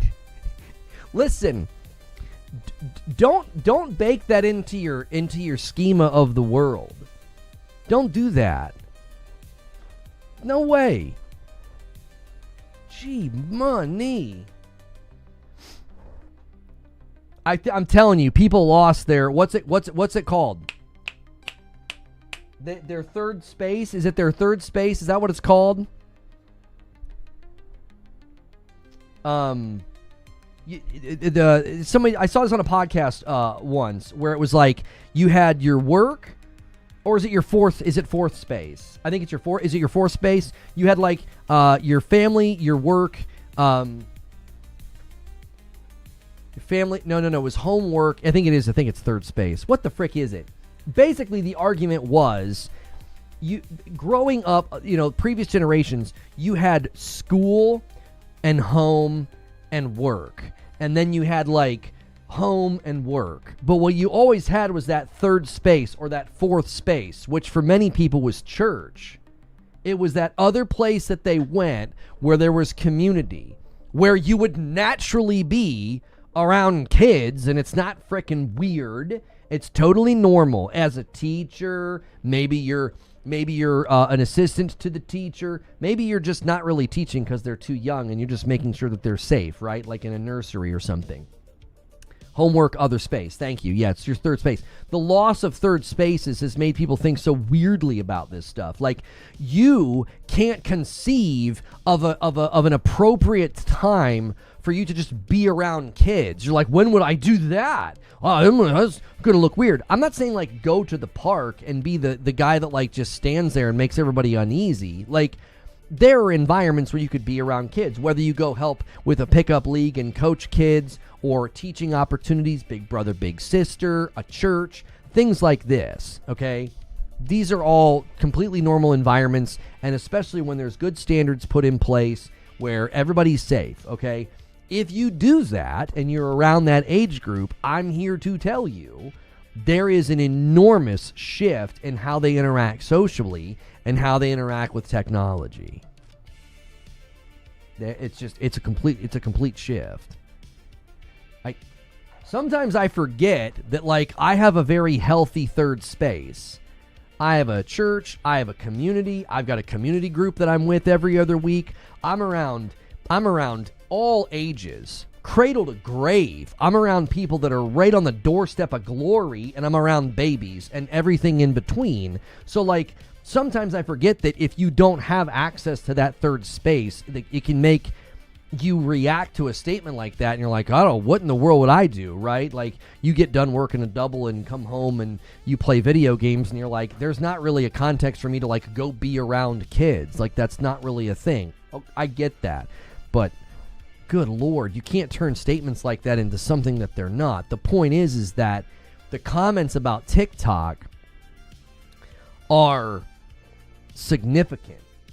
It's like, this is a shift. That's what they're looking at. Now, the thing to take away from it is not that they're making some kind of an egregious mistake. I think they're anticipating the friction within the attention market, the economy of attention. They're sensing that friction. It's going to be harder and harder to get those generations to come play video games. Golf course has become the third place for me. All kinds of people around. You probably less like babies and children at the golf course, but yes, you're around older men, younger men, sure, right? You might there's a lot of times a dad will be there, like, with their teenager or something at the golf course, right? Find a third space, glory. Yeah, they're close to the other side. They're close to the other side. They're about to die. I'm telling you something. That's one of the best things you could do. Is be around old folks who are facing the other side of reality. I think that's so good for you. You know? Dude, I did a hospital visit. It was last year with a guy out of nowhere. His time was up. His ticket was getting ready to be punched. That'll sober you right up. That'll give you a lot of perspective. Talking to a dad at the end of the line, you know? That's good. That's good for you, I think. Zealot, thank you for 14 months in Member Plus. That was crazy.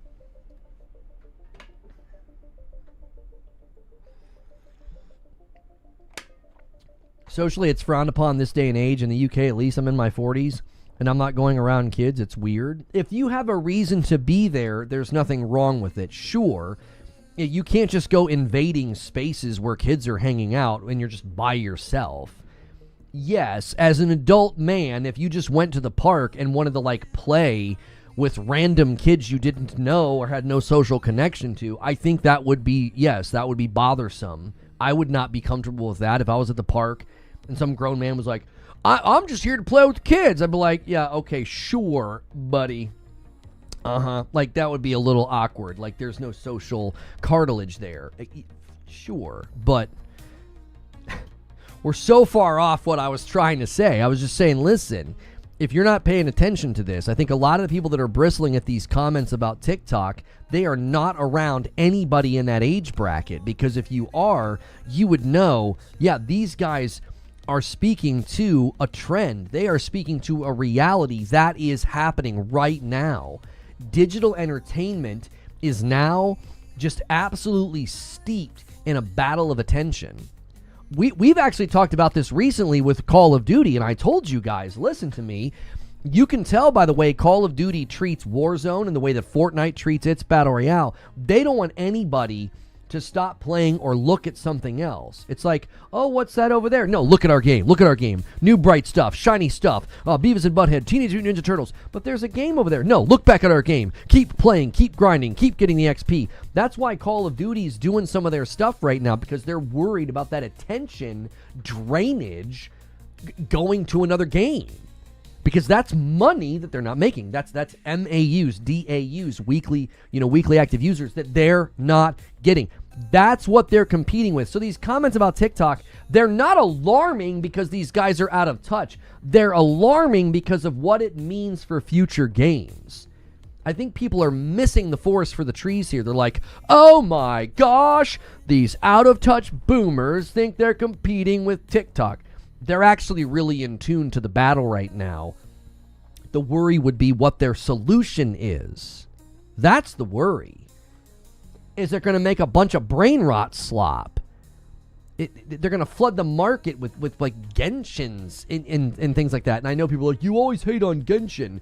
We don't want an entire market of that, or Fortnite, or whatever. Or like mobilified, Fortnite-ified games. You don't want that. You don't. People really, I think, have erroneously mocked and jeered at movie games, but those really great high production bespoke experiences, they, I think, need a place. Like, that, you don't want those to go away. You do not want Nintendo and PlayStation being like, yep, we're competing with TikTok. It's time to start making games that are motivated by attention capture. Oh my gosh. This gets back to something I've been saying a lot lately. There is a difference between chasing consumers and attracting consumers. And the dilemma with this new push is so much of it sounds like they're chasing the consumer. Matt Booty's like, there are single games that are larger than any one platform, and that's really changed how we think about things. What they're doing is, I think this is an egregious mistake. They are doing, how do I want to phrase this? They're not analyzing causality, they're analyzing symptoms. Do you see? What's the causality behind Fortnite's explosion or Minecraft's explosion?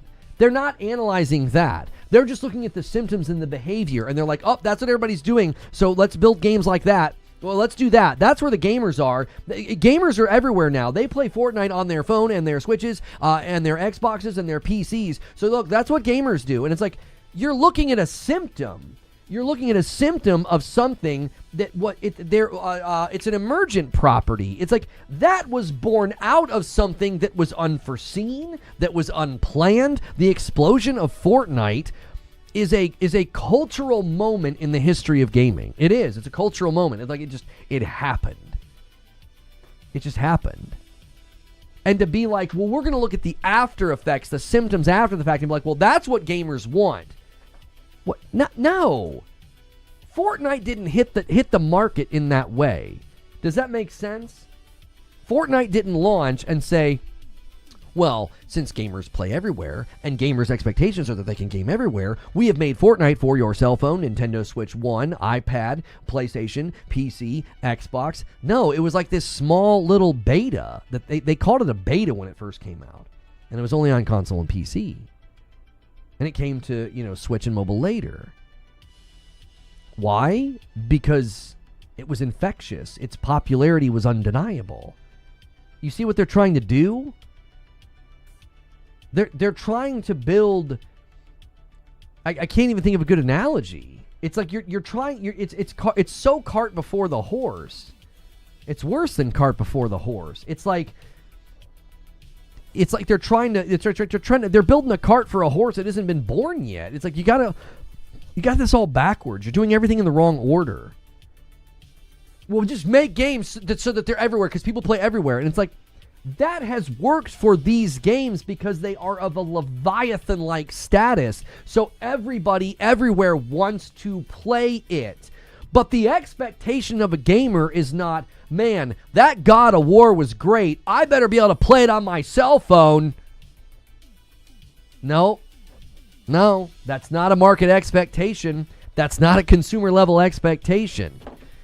You are analyzing symptoms of games that are so popular, they're cultural, and you're acting like, well, that represents gamer behavior. And I'm like, you guys are in for a rude awakening, because I don't care how many systems and screens you put The Elder Scrolls 6 on. If somebody has been playing Clash of Clans or Fortnite on their phone, they're not going to be like, yeah, I can't wait to play that, really deep system RPG from Bethesda. What? No, that's you're looking at things so backwards. So backwards. It's like they've got it all reversed. That's why the TikTok comments are worrisome. They're not worrisome because these guys are out of touch. They're worrisome because these guys are really in touch with the trends and they're going to chase them. That's the worry. I got some people to thank. Barrett Chosen with 20 months. Thank you so much. Let me add you to the total. And a $5 super chat from Charles Hawk. I volunteer in a veterans hospital. Seeing people at their end makes you think about how you spend your time. It is a very, it's great. My kiddos are around old people all of the time. We think it's very good for them. Like the way that my son, the respect and reverence that he has for, like, there's these old ladies that they help. There's one of them is blind, one of them's kind of elderly, and she does stuff at the library. And he's 10, and just the reverence and the respect that he has for them, you know, it is it's remarkable. I think it's great. There's that's you can teach that, but that's such a good experience for them. It's also really good. My kids will literally just sit in a quiet room with an older person for long periods of time. Like, it's very good for them, you know? Not just sitting there, like, glued to a screen. Just reading books or, you know, watching really old episodes of, what was the one? Gilligan's Island, you know? All right, I gotta keep moving through these questions. Champagne says, why did the Steam machine fail? Was it not console enough? Lack of compelling exclusive titles? What would make Microsoft's effort better than the Steam machine? I mean, here's the thing. I can't diagnose what happened with Steam machine. I can just say again, I think this device isn't going to be hitting the market in an effort to do better or to compete. It's just one more access point. You see? Like, it's just one more access point. It's one more place to get people into Windows. Like, I don't think that I really don't think they're looking at this thing to be like, yeah, we really need to have a fight out here and to really have a better effort, you know, in the market. I don't think that is at all what they're going after. What's Laura Fryer saying about Matt Booty's comments? Let's take a look here.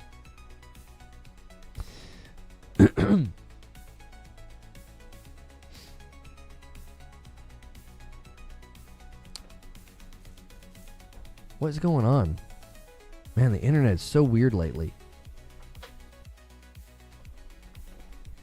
Is it this one? Yeah, it's this scene. Matt Booty's right. Xbox is not just fighting consoles. It's TikTok and movies. It's about time and attention. Great games aren't enough. You also need to cut through the clutter. Back in the day, box art and TV ads sold us. Now, it's about breaking through the maelstrom. Yeah, see what I'm saying? Laura Fryer doesn't miss. That's what I've been saying this entire time. Nothing that these people are saying is out of touch. In fact, it's very, very much in touch. And that's the issue. The type of games and things that this will lead to is not the type of thing that you want them focusing on. I promise you that. I promise you that. All right, let's pull some more questions here. Okay. Yeah, I already kind of answered this one, Chill Will. I'll quickly answer it again. Do you think this device will have a disk drive? I'm really bad at this prediction because I keep picturing PCs that don't have a disk drive, but you could argue that the Xbox Next Gen console will have a disk drive. Whatever new Xbox console comes out, having a disk drive would be a part of their backwards compatibility push. Right? This guy says, you keep spreading misinformation. The next Xbox is a console and a PC. That's literally what this video argues. Self-report didn't watch. Jiminy Christmas. People just literally see a thumbnail and they comment. Jiminy Christmas. I will continue to say this, and I will continue to promote this idea. I think YouTube should show the amount of the video you watched when you left your comment. I think the more of the video that you watched, the heavier weight your comment should have. It should get seen by more people and likely then get more interaction from more people if you've actually watched more of the video. When you've watched 0.1 seconds and you're just screaming at a thumbnail, your comment should show that. This is in the interest of the platform, by the way, because YouTube wants watch time on videos. Why? Ads. So motivate people to watch the dadgum video. Show how much of the video they have watched when they leave a comment. It would promote healthy engagement with the topic. The people that have actually watched the video, their comments would get seen by more people and get more interaction, therefore promoting healthy engagement with the video. And all the seething idiots that are like, you're an and they yell at you and they've watched no seconds of the video, their comments shouldn't even be seen.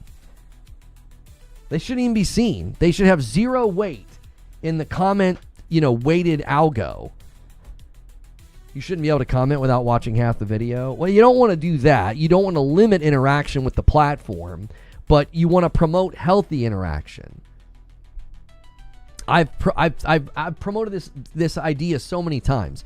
Bored Jord was 16 months. Hope everyone's having a good day. Thank you so much, Bored Jord. Damien submits a question. This is something you can do as a member, so consider supporting the channel with a membership hitting join. Guys, try to support this video with the like button as well. Try to get me to 300 likes. Damien says, why do a hybrid and not just do a new line of pre-built PCs branded as Xbox with different price tiers? You're asking that as if that's not kind of the goal anyway. Right? Like, I think that's kind of the goal. Listen, I'm not the only one saying this. There's a lot of people saying this. Xbox wants you to move to PC. It's what they want. That's a tough sell. So how do you do it? You make it the only option. You want a new piece of Xbox hardware? Okay, here's a handheld PC. Well, I don't want a handheld PC. Oh, no worries. We just launched our brand new Xbox PC. It's right here. It's $1,200. I don't want that. That's too expensive. Oh, well, you can always use xCloud through your television or your iPad. Guess what you're interacting with when you do that? You're interacting with their ecosystem. You're interacting with Xbox, basically whatever Windows is at that point. I would absolutely expect a ROG Strix version of this hybrid for $2,000. Yeah, the goal is no more. That's why my video was like, this is not a console. It's not. The next Xbox console is not a console. It's basically a PC. They're going to give you console functionality. So yes, it's a hybrid, and the reason this is good is it sounds like it's going to be more than a console. Guys, double check that it's saving your likes. It's doing that thing again where like the likes don't move. The platform's been really funky. They updated the UI and I think it's messing with stuff. Question here from Happy. Do you think Microsoft believes they can compete with TikTok? I don't know if they believe they can. I think that they're going to try their best. I coached my daughter's soccer team and my son's soccer team. And my son's team won the final. They had one loss on the season, their first game. After that, they went on a win streak all the way to the final, and they won the final. It was great. It's a joy to coach and to see them learn and improve. My daughter's team was quite a bit more limited in ability, skill, and aggression. And I was very confident we were going to lose and not go beyond the first game of the tournament. Halfway through the game, it was obvious we were not going to win. But you still compete, you still play, you still try to put points on the board. Right? In the realm of business, that translates into money. That translates into users. That translates into information. Even if you only get a percentage. Like, let's just say, as a hypothetical, that Xbox starts doing some marketing on Tick. Okay? They start throwing some marketing over there. And let's just say out of the average daily user on the platform, they get like 1% of the audience to click and consider playing the game or buying the thing that they're selling. Okay? That's not bad at all. Like if I got a 1% click rate on my ad over there on that platform, you guys, I'd retire. I'd be like, bye. And like, I'm out. I got a 1% click rate on one of the most active and large and growing platforms in existence. I'd be pretty happy with that. So, you know, it's not about like can they compete or win. It's about, well, can we siphon people out of that environment into our environment? That's essentially what you're doing. You're trying to get people in your environment. You don't have to have like more logged hours than TikTok. You don't have to have more daily active users than TikTok. You just need people to, you know, leave that ecosystem for a couple of hours and spend time in yours. Joker Quinn with a question says, for good optics, do you think they will limit the PC hybrid units produced like the Ally X to sell out? I mean, Moore's Law is dead called the Xbox ROG Ally X. You know, the Xbox handheld was basically like what he called like a paper launch. Like, I mean, it was like almost no units sent. And then there didn't seem to be any more units on the way. These are just the people that he was speaking with. I'm just recounting what he said. I don't know if they would do that with this device. I feel like the demand for this device would be a little bit higher than the Xbox handheld. I mean, again, I could be wrong, but that's just kind of my assessment here. My assessment is this will likely have, you know, greater demand than the handheld did. I don't think they're going to be sending like thousands upon thousands of units to each individual store, but I think there should be a more, I would think a healthier amount at launch, you know? So, yeah. Perfect Image says, this is a serious question since Xbox is adding Steam in their console. Would Sony do the same with a closed environment? No. I feel like you've asked this question before. If you haven't, somebody has. I feel like I got this question very recently. And the notion, I don't think you're meaning to, but the notion is absurd. The notion is absolutely absurd to think that PlayStation or Nintendo would do this. Colin Moriarty gets on this soapbox every 72 hours. Like, he pokes fun at himself. He laughs about this. Like, I'm not taking a dig. Like, he gets on this soapbox pretty regularly. Like, what did they gain by building something that gives you access to another storefront? It doesn't, like, to him, it's like, it just doesn't make any sense. And PlayStation and Nintendo are not going to do that. Like, they're not going to, like, yeah, you can buy Steam games now. Like, what? Why? There'd be no reason to do that. Again, I'm not saying that you're absurd or you're being absurd. That notion is just absurd. All of the predictions that this is where the industry's going and that these other companies are going to copy Xbox, those will look sillier and sillier with time. You know? Yote's not that great of a game to be acting like that, folks. Are talking more about Xbox than Yote. You mean people are no longer talking about a single-player game weeks after it came out, which is like literally the standard in the industry? The same thing happened with some of the highest-selling single-player games. The only game that had staying power in the conversation, which is this is why it will win Game of the Year, is Expedition 33. On average, when a single-player game comes out, 2 to 3 weeks later, nobody's really talking about it. That's pretty much par for the course. It doesn't matter what the game is. It doesn't matter how many units it sells. Like, you're trying to use the gaming news cycle as an indication of a game's quality. Probably because you can't look at the user review score, the critic review score, or the sales. Those would all be indications of quality and success. You can't look at any of those things because those are all in great condition right now. So you're going to say people are talking about Xbox, and that then is evidence that Yote's not that great of a game. That would be called a non sequitur. That doesn't logically follow. There's no logical coherence to what you're saying. Like, well, because people are talking about Xbox right now, does that mean every single player game that came out in like the last month is no good because we're not talking about them? I see more people talking about Xbox than Outer Worlds 2. Does that mean Outer Worlds 2 is no good?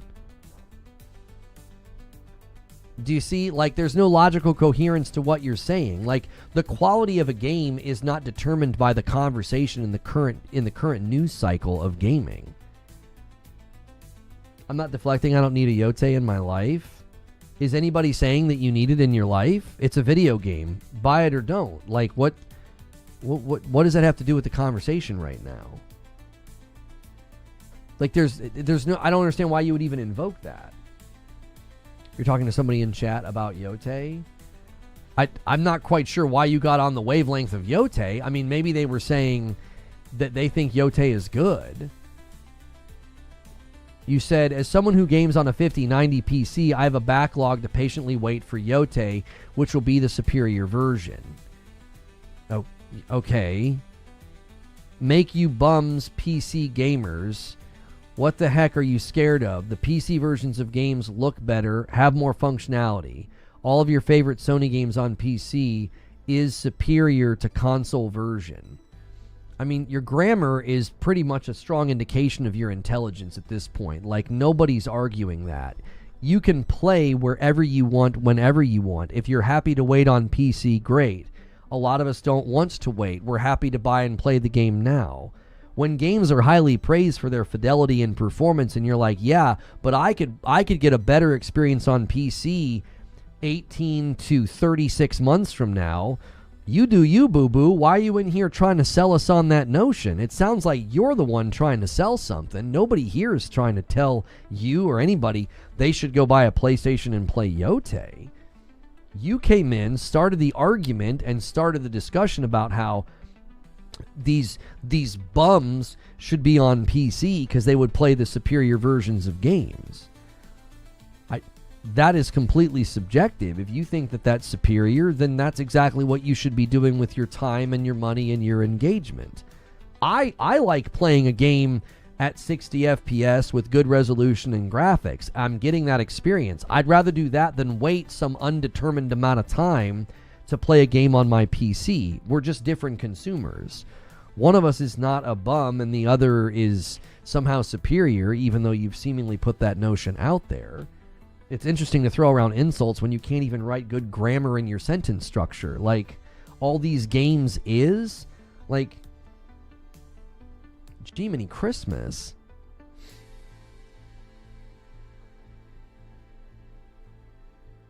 Like, we're not talking about that.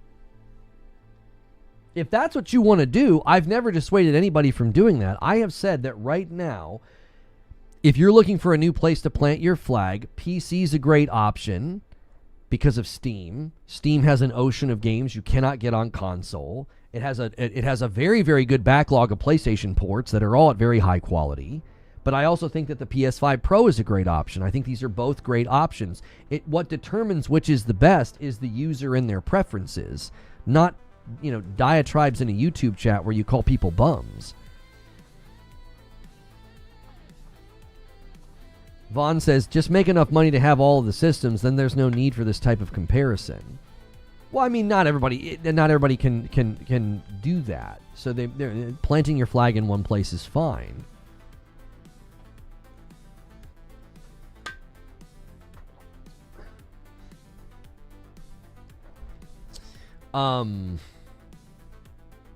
Okay, let's move on. More questions.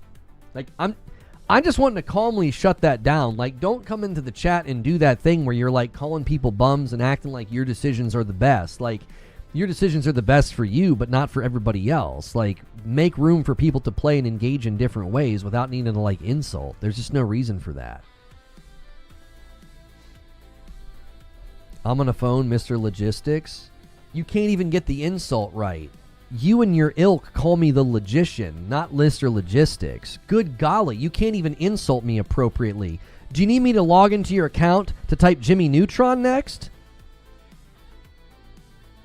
Like, do you need a dictionary to spell big forehead? I've got that too. I mean, go ahead. But at least if you're going to insult me, get it right. Dear Lord. Down bad. Can't even insult me correctly. Question from Cones High Water Pants.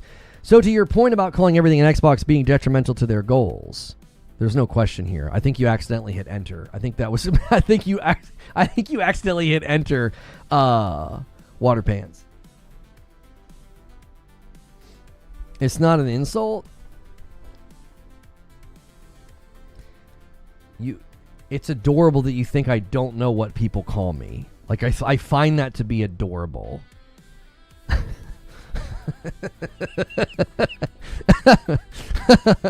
Like, listen, I know what people call me, bro. Like, that's fine. I'm not bothered in the least. That's why it's funny to me. Like, you can't even get the insult right. Come on, dude. A single gift that comes in from Stonespire. Logician. There was one time where I said, like, I'm too much of a logician. When something's not logical, I get really angry about it. And they think that that's so funny. They call me the logician because I said that one time. Yes. There you go. There's the lore on that insult. You guys take gaming too serious? That's interesting coming from somebody who called other people bums and said that your way of gaming is superior. What? Who's taking gaming too serious? The person that's arguing in a chat and calling people names about their gaming decisions? Or the rest of us that are just talking about the future hardware and how it will land? Like, we're treating it like a hobby and you're treating it like a playground to throw mud. Like, who's taking it too serious? I think maybe you need to look in the mirror. Single gift that comes in from Stonespire. He was trying to set up the 10-bomb dunker to 200, but Joker Quinn ruined it. Somebody drop a 10-bomb and give Stonespire what he wants. Also, let's try to get the 300 likes. The like count's kind of stalled out a little bit. Double check and make sure you hit the like button. I always find the behavior to be remarkable is that you come in, hurl insults, I calmly tell you that that's sort of ridiculous and unnecessary, and now you're like laughing and saying we take it too serious. Like, I think maybe your expectation was that we were all going to get very triggered, and instead we're all kind of laughing at you because you look silly, and you're trying to posture as if we're all upset and taking it too serious. Like, huh? Like, it's the pattern of behavior is so much the same. I don't know if you guys all passed out like 3-ring binders at a meeting and you're like, this is what you do. You start out by throwing around an insult and saying something mean. Flip to the next page. We can't put too many words on the page because most of you can't read, all right? There's also pictures in the back. So second thing you do when they get angry about this is you tell them they're triggered or that they're getting upset, all right? Flip to the next page. And if you take out your crayons, like, I don't know if you guys passed out like training manuals or something, but like, it's always the same. It's always the same. It's the same pattern every time. You just come in, throw out an insult, say something stupid, and then when people react, you're like, everyone's so triggered and upset. And it's like, you came in and just insulted people needlessly. And you got checked on it. Play wherever you want to play. You're welcome to come here and contribute to the conversation. You're welcome to come here and talk about why you like playing on PC. There's no reason to call other people who don't do that a bum or that they're somehow playing in a stupid or inferior way. Like, what's to be gained by that? Play where you want. That's it. I'm giving you the freedom to play where you want. You don't seem to want to turn that, do the same thing in kind. Peachy Creamy with a $10 super chat. Present PC Master Race are plebeian troglodytes. Okay, everybody get your thesauruses out, all right? Your dictionaries out. The hypothetical PC I purchased in a decade will crush current PCs. Don't they realize I'll get a better experience? I'll just play my backlog till then. He's applying the logic that was outlined in chat moments ago. Yeah, you can always wait and get a better experience, right? That's the problem with that argument. Like, you could wait right now, not buy a PC, not play any of these games, and buy a PC in 2 years that's stronger and better. Why are you doing that? Why are you so stupid and dumb? And why are you a bum? Why are you playing games right now on these systems? Like, you can argue that always for everything. You see? That's why the position is just like so silly. It's like it sounds like you're really trying to convince maybe yourself that it's the best decision. You know. You notice in the exchange that we've had, just take note of this. I didn't argue that the PS5 Pro was better and that you should be doing it. Do you want to know why? It's best for me, but it might not be best for you. I don't feel the need to convince anybody that it's the best because it's the best for me. It, as a device, and the experience that I'm having has convinced me that it is the best. This is what you are. I'm going to show you what you are. Are you ready? This is what you are.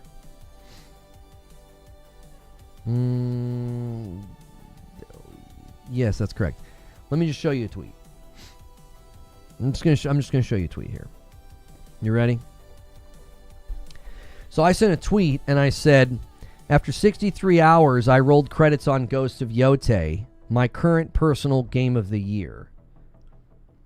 Now, if you would like to take 15 minutes and to be entertained while also being somewhat horrified at how angry people are that I said this, that's what you are. You're the person that just can't stand that somebody else is doing something that you're not. It's the stop having fun meme. Like this, look at the views. 100,000 views on the most. This is like one of the most tepid tweets I've probably ever sent. And you can see Expedition 33 in the image, and they're like, "You clearly haven't played Expedition 33." No, I have, and I've argued consistently that it'll be the game of the year this year. I just enjoyed Yotei more because it's more my style of game. I love Tsushima, and I thought this was an excellent sequel. And Expedition 33 is basically in second place. It was in first place up until this point, and it's because Yotei again is more my style. But like the fact that this tweet made people angry, like it's like they can't see themselves. They cannot see themselves. The lack of self-awareness is remarkable. It's like to get that angry because somebody said, yeah, I enjoyed this game. I thought this game was great. And just the yelling and the screaming and the insults, it's unhinged. It's embarrassing. Like scrolling on that tweet and knowing that a bunch of the people that replied to it are older than 25. Like I can just tell. You can look at their profile and you're like, yeah, you're not some 10-year-old having a hissy fit. You're an adult with responsibilities, and this is what you're doing. Like, it's embarrassing. It's embarrassing. That's what that behavior is when you come in and you're like, I've got to insult people that do things and like things that I don't. I wish you could see yourself. That just smacks of insecurity. It just smacks of insecurity. Like a man that's secure in what he likes and what he doesn't like isn't going to give a frick about that. It's like, okay, like, cool. You like that game more than this game. You thought this game was boring. Okay, that's fine. Like, I don't care. There are people that think Kingdom Come Deliverance 2 is the best game this year. And great. That's awesome. I'm glad that you liked it. One of the things I think that people miss in this conversation is that when there are a bunch of games that are being debated about, like which one is the best, which one is the game of the year, that's actually a sign of health in the industry.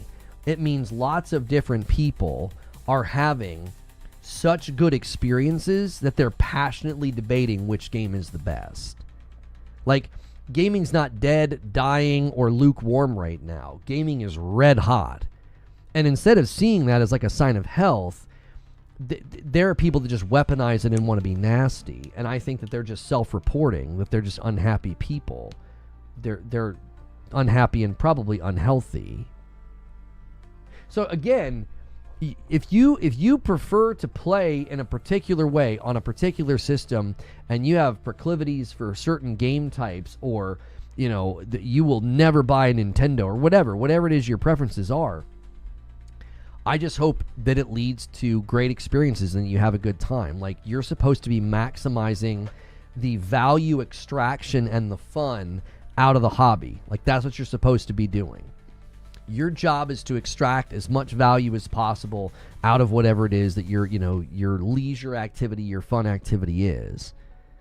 I have a really hard time believing you're maximizing the value and fun extraction from the gaming hobby when you're seething and yelling at people on Twitter or coming into YouTube chats and calling people bums. That doesn't posture like somebody who's having a really good time. Have you ever been to a birthday party and there's a kid who's grumpy and pouting? Are you going to be like, well, he must be having a bang-up time. He's having a really good time. No. You would be like, yeah, somebody's jealous that it's not their birthday. That's how you look, my friend, when you come into a place and act like that, or when you act that way on Twitter. That's how these people look.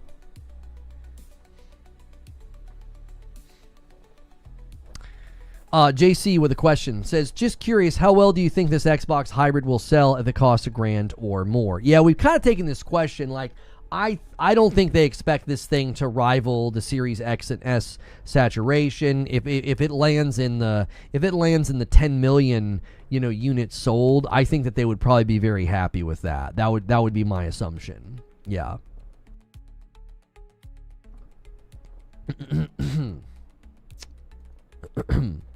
A 10-pound super chat from 8K Dual Sensible says, preach. Thank you so much for the 10-pound super chat. Guys, we're super close to 300 likes. Help us get there. And we want to end today around 300 members to be on pace for the week. And we're a little bit behind, so always check your renewals. Those count toward the goal as well. Kilroy says, what do you think PlayStation will have to do to compete with this new console? Rumors are that they are sticking to the $500 price point, but I think it's not possible. $700 at least. Actually, the rumors are $600, not $500. So, yeah.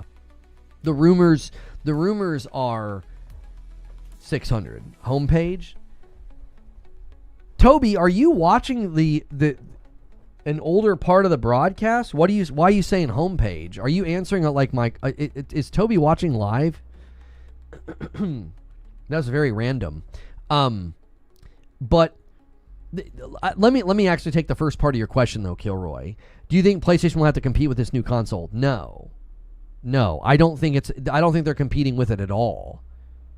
I think they're completely different offers. That would be like saying, does PlayStation have to compete with pre-built PCs, in the store right now? Like, that's not something that they're really worried about.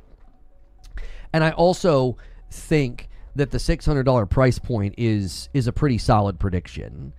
That I think that kind of tracks with where things are headed. There is inflation. There are tariffs. There are things that are going to be impacting, price.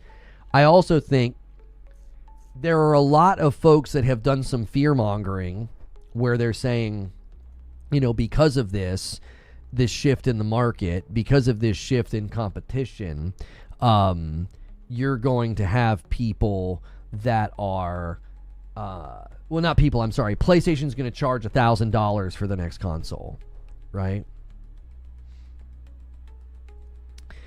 And that is I think very unfounded. I think that's extremely unfounded, and here's why it's unfounded. So earlier this year, PlayStation was essentially entertaining the idea of like, we're going to have to raise prices on tariffs, okay? So they were forecasting, the loss in yen because of tariffs. So they had forecasted how much they were going to potentially lose. And what they were trying to do is wait as long as possible to raise the price. So the reason they were waiting as long as possible to raise the price is they knew it was going to hurt demand. And we're talking about a $50 price increase. We're talking about like going from $400 to $450 or $700 to $750, like a $50 price increase. And they we're 100% trying to wait as long as possible. All right. Now, the reason they were waiting is because they knew that the industry, the economy, the consumer base is sensitive to that. Like, it will immediately hurt your demand if the price is too high or if the price goes up. So, thank you, Diablo. I'll pause them. So, I think we have really good reason to believe that internally, PlayStation's keenly aware that if you set the price too high, you will hurt your demand. So I don't think they're going to walk out into the market and be like, oh, well, Xbox had a handheld for $1,000 and Xbox is doing a PC hybrid for $1,200, so we can have really high prices on our next device. No, I think they'll say quite the opposite. I think they'll say, yeah, we need to maintain our console pricing structure so that we are very clearly aligned with the consumer base that we've appealed to the last 20 years. Like, we do not want to jettison away from that and suddenly be like, oh yeah, our console's $1,000, and then you start basically pricing people out of your ecosystem and your consumer base. So I do not think they're going to do that. They were considering bringing production of the PlayStation to America to try to keep costs down, to try to avoid tariffs. They literally shored up PlayStation 5s in America so that they did not have to raise the price until it was absolutely necessary. That tells me, now listen, nothing I have said is me arguing that they're pro-consumer and they're worried about your pocketbook. No. They are concerned about profit as it is related to the demand of the product that they make. They're not being pro-consumer by waiting to raise the price of the PlayStation 5. They're not. Pro-consumer is a misnomer. It shouldn't even be in the vocabulary of these discussions. There's no such thing as pro-consumer. It's a myth. All these companies are pro-profit. So when PlayStation was waiting to raise the price of the PlayStation 5, they weren't doing that to be nice to you or because they were concerned about your pocketbook.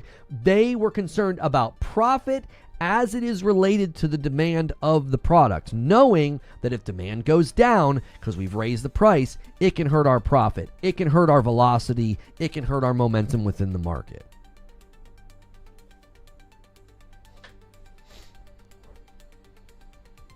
And I think that's what people need to remember. So when you start looking and you're like, yeah, the next PlayStation is going to be $1,000, I think PlayStation has signaled that would be very, very counterproductive. It would be damaging to the demand for their product and therefore damaging to profit and sales velocity of the PlayStation 6. Do you see? So what I've just said, I think, is very fair and logical analysis of things that PlayStation has said. What other people are saying is uninformed, non-fact-based, non-analytical based fear-mongering. They're just like, yep, without competition, PlayStation's they're gonna charge you $100 for games and $1,000 for the PlayStation. Okay, well, I tell you what we'll do. We'll save all those receipts and we'll just add them to the stack of receipts where people said the Series S was going to run circles around the PS5. We'll add it to the stack of the receipts that claimed, Xbox was going to win this gen. We'll add it to the stack of the receipts that said Xbox wasn't going third party. We'll add it to the stack of the receipts where people claimed the tentpole Xbox titles were never going to go to rival platforms. We'll add those to those receipts too. Just put them over there in that pile. Just put them there. That's where they belong. Yeah, they're going to charge you $1,000. Game's going to be $100, man. There's no competition. Okay. You've made your prediction. Let's just set those with the rest of the receipts that have gotten pulled in the last 6 months. And we'll see how well they age. Let's also maybe look at all the receipts of all of the bluster and all of the anger and all of the ire at the PlayStation 5 Pro being $700. Let's look at those receipts and compare them to the reaction to a $1,000 handheld that is basically a device that's already in the market. And then let's also remember those receipts when there is a hybrid PC in the market for over $1,000. Let's just put all those receipts in a pile. I think what I'm saying is very fair. It's like there is clear indication from the company that they are not just going to go crazy hog wild with the price of the next PlayStation because it would harm demand for the product. They're already cognizant of it and they're already aware of it in the current gen. That's not going to change in 2 years. Like, yeah, well, now we can charge $1,000. Haha, yay. Like, that's not going to happen. Or it's incredibly unlikely that it will happen. So, let's go to the next question.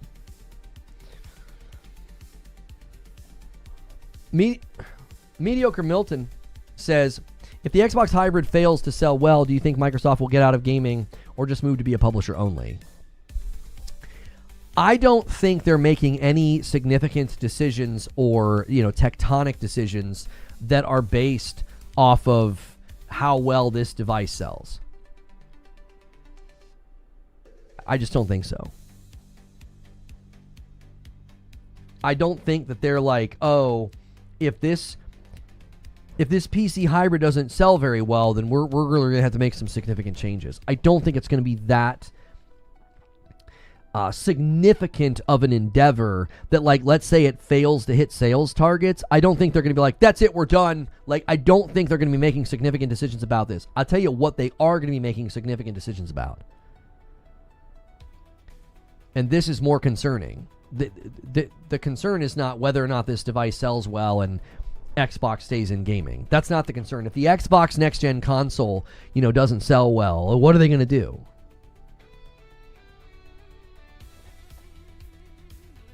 That's not the concern. The concern is you have a CFO that wants 30% margins, and you have Satya and Matt Booty saying, we're competing with TikTok.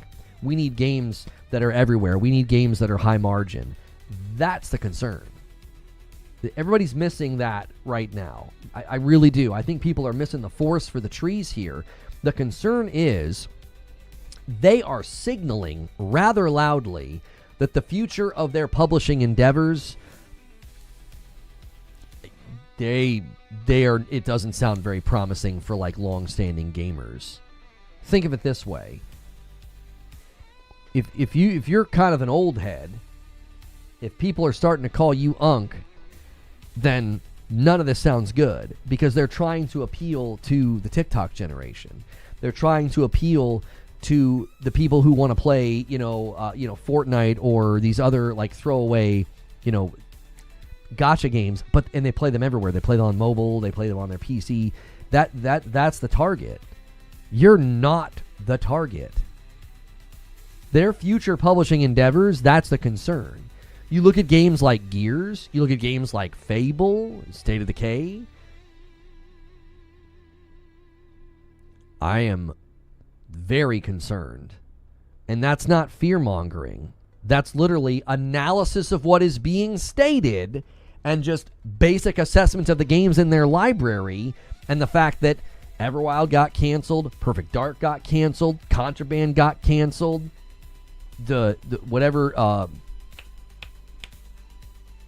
what's his name? Romero's game got canceled. One of those OG Unk. Somebody said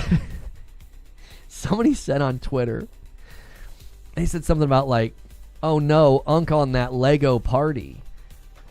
And I took offense. I took offense. I was like, first, if you want to call me Unk, I take that as a compliment. But second, what's wrong with me playing a little Lego party? Okay? I play games with my wife and my kiddos. Sometimes you need a little Lego party in your life. A little mini game. It's fun. Don't be getting on my case about that. Don't be getting on my case about that. Come on now. Come on. So, yeah, my concern is not whether or not, like, the hardware doesn't sell well and they're like, yeah, we're leaving hardware, whatever. No, that's not my concern. My concern is that they're targeting game types and margin types and trajectories that don't lead to the type of games that I enjoy. Does that make sense? Like I do not want that. That's not the future forecast of gaming development that I want to see. That's also not fear-mongering, since you are concerned that it might happen, not necessarily predicting that it will. Well, the other thing I'm doing, Siege Master, that makes this not fear-mongering, Xbox is signaling that future right now with their comments. PlayStation signaled a very different future. PlayStation signaled a hesitancy to raise price.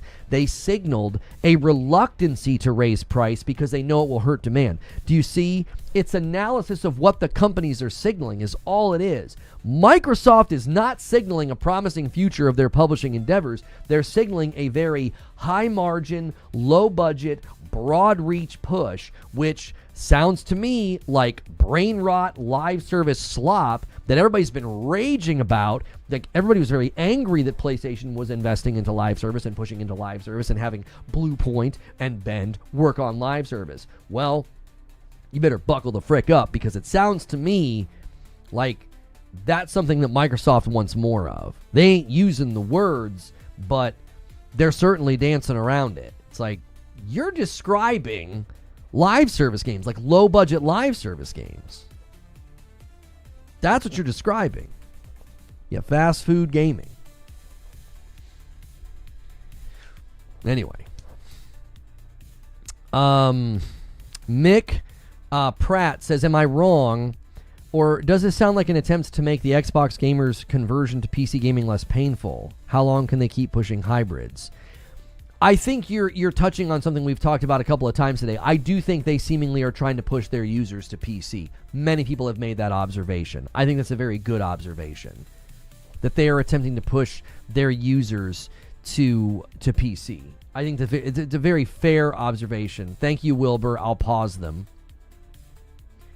Very, very, very fair observation. That's kind of what they're pushing for. They're pushing for, you know, their users to pivot to PC. I don't think that's outlandish, scandalous. I don't think that's an insult, right? I don't think that's like insane to say. I think a lot of people have made that observation that they're pushing their users to PC. A lot of them have already done that. They just have. They've just moved. It's interesting, isn't it? Isn't it interesting? I'm just now remembering some things. Do you guys remember the 5th of November? I'm just kidding. Do you guys remember when the PS5 Pro, we had some really interesting new narratives kind of coming out of nowhere. One of them was that PC gaming and gaming on a PC, that was the future. That was the best place to game. Isn't that an interesting coincidence? That when the PS5 Pro hits and is, you know, getting impressive results in tech breakdowns from Digital Foundry, it's getting, you know, good reviews. All of a sudden, people are like, yeah, PC's the best place to play. People that went from, you know, being like really, really big for Xbox were now all of a sudden saying, oh, you know what? The PC's the best. I don't know. That's just an interesting observation. It's convenient. It's very convenient to have people kind of already on that train when this was coming down the river. I don't know. Maybe it's just another strange coincidence and a long line of them. Jack says, if Microsoft drops the pay-to-play online, do you think Sony will follow? No. Because you're not going to see market disruption from that. Like, you're not going to see users say, well, I'm leaving PlayStation because you make me pay for PS Plus if I want to play online. I'm going to PC. Here's one of the reasons for that. The biggest online games in the world are free, and you don't need to pay for PS Plus to play them. So the lion's share of the people that are spending big portions of time playing online on their console, they're not even required to pay for PS Plus. So I would hazard a guess that most of the people paying for PS Plus aren't doing it for the online functionality. Like, they're doing it for the games. They're doing it for the trials, the subscriptions. So there's probably, I think, a pretty small percentage of people who are paying for PS Plus so that they can play like Borderlands or something with their friend, right? Because that's a game that you would need it for, because it's not free. So you would have to then argue that those people that are like, yes, I do pay for the PS Plus because, yes, I'm consistently playing games online that aren't free, I'm going to switch now. You see what I'm saying? Like, when you really whittle it down to the group of people that are actively paying for PS Plus for the online functionality primarily, like we're saying that that's the primary reason that they pay for it, I would bet that that's not a very large group of people. They're not the majority. Again, the majority of people that are engaging in online gaming on their PlayStation are largely what they're doing is they're playing the free-to-play games. They're playing Warzone. They're playing Fortnite, right? GTA Online, we'll have to see how they handle that, like GTA 6 Online, if it'll be free-to-play separate thing. A Member Plus renewal from Patrick. Thank you so much. We're at 192 on the week. We're 8 away from me owing you guys a member. I doubt that Microsoft will cease. According to the Windows Central article, the current plan is for this device to not paywall the online. And thank you, Patrick, for gifting a member. He renews his own and pays it forward as well. We're at 193, I'm sorry. So, again, I don't think... think about what you're saying for a second. Somebody's going to pack it up and leave PlayStation because they can get the online portion for free. And a 5-bomb comes in from Wired Rope on Twitch and gets us to 198. We are 2 away from me owing you guys a member. Whoever hits it gets it. Whoever hits it gets it. So whoever makes it hits the milestone, I owe you guys a member. Thank you so much, Wired Rope and Patrick, for bumping the line.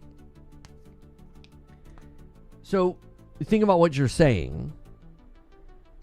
Somebody is going to pack it up and leave PlayStation because they can get the online component for free on this device. So they're going to go buy a device for over $1,000. They're going to leave behind their ecosystem, their games, and their library, and they're going to buy this device because, well, I don't have to pay for online anymore. I don't think that's a very compelling reason to do all of that. Does that make sense? What's good? Hey, it's Eggy. How are you? Like, that's a pretty significant switch. That's a pretty significant purchase. How much is it a month for the online access to PlayStation? Like, the lowest tier, I don't know. So, I think the question presumes something that almost no consumer would do. They're going to spend over $1,000 to leave their stuff behind and move to a system simply because, well, I don't have to pay for the online. And again, they would have to feel as though, you know, paying for the PS Plus or whatever is just not worth it. Oh, there's a hype train starting over here on purple. Not this guy. Oh, is that a troll rope? His account's fairly new. Like August of this year. Do you know who this person is?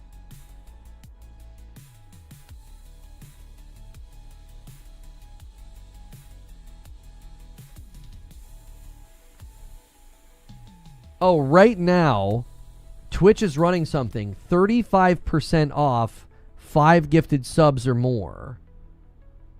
Leaving for now? Okay. Guys, if you've been wanting to gift or help with the goal on Twitch, now's the time. For the next 4 minutes, I didn't do that. That's not me. That's something that Twitch is doing. So they're trying to help with the hype train. So you're going to get a discount on gifteds right now if it's 5 or more.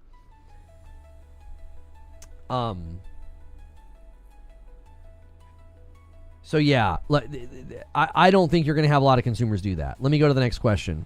Stonespire says, since this new Xbox PC will be as expensive as a mid-range pre-built PC rig, do you see them ensuring that the GPU CPU will be more than competitive in that arena? I think that Zubair made a good point about this earlier when he said that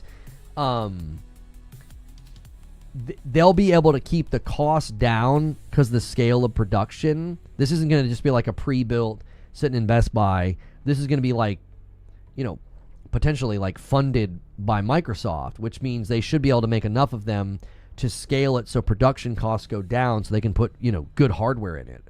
Potentially, again, the $1,500 PC, and if this thing's $1,500, it should be, if they did that, if they scaled to keep production down, they should be able to give you something that's more performant than the thing right next to it for the same price. If you guys consistently support on YouTube, now would be a good time to go throw yourself at this 35% off thing that they're doing over here. That is, they don't do that all of the time, and I can do it every once in a while, but that's a pretty hefty thing. I don't know why are they doing that? Is that an event just today? Treasure Train. What's a treasure train? Why do they do that? I don't have any control over that.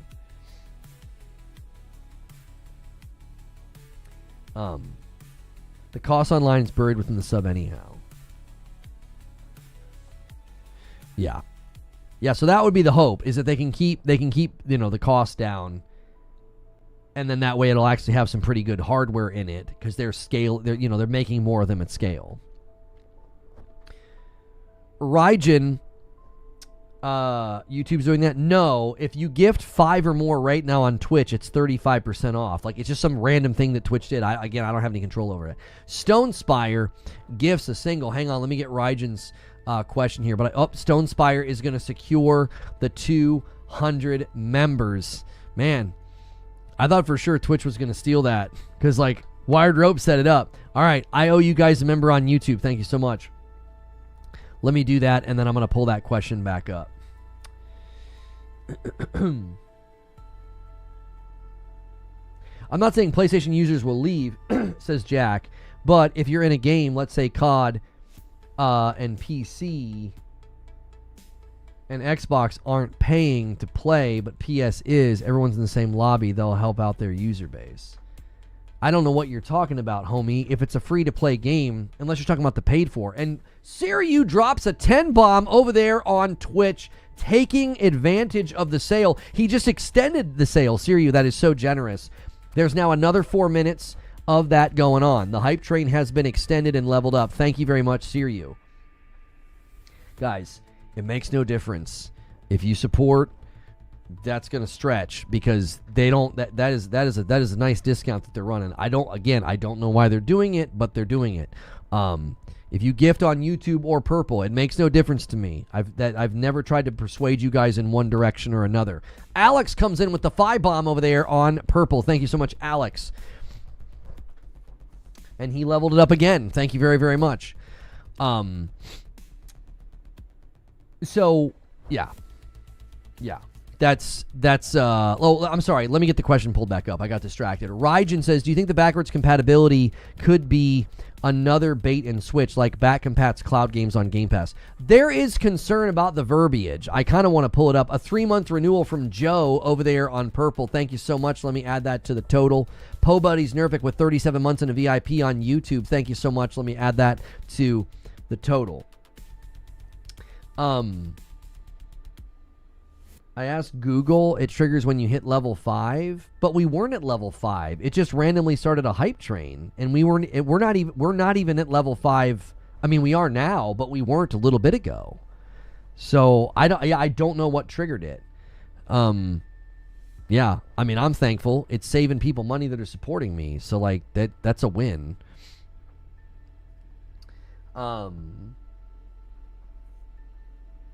$30 a month just to play live service games. No offense to live service gamers, but is that what the general consumer base wants? But Deadeye Survivor, you're ignoring one of the things I've kind of already said.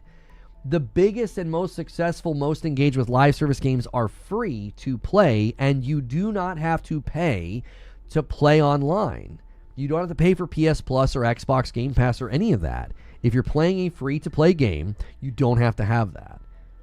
That's why, again, I don't think it'll be like a compelling thing.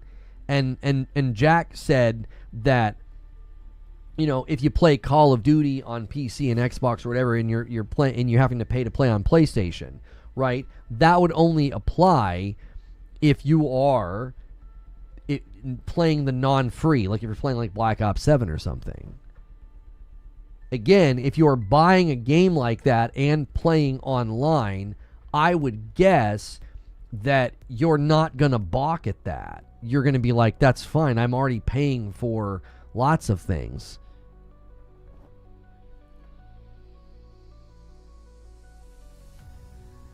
I just, again, we don't need to belabor the point. I don't think it'll be that compelling. Raijin. Yeah, let's look at the verbiage. There is concern about the verbiage within Jez's article. Hang on one second. There are people concerned about this. Let me just show you. Okay.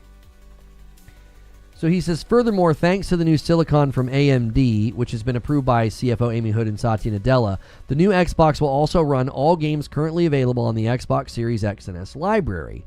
This means OG Xbox back compat, Xbox 360 back compat, and all Xbox One backs compat, and all the current future Xbox Series X games.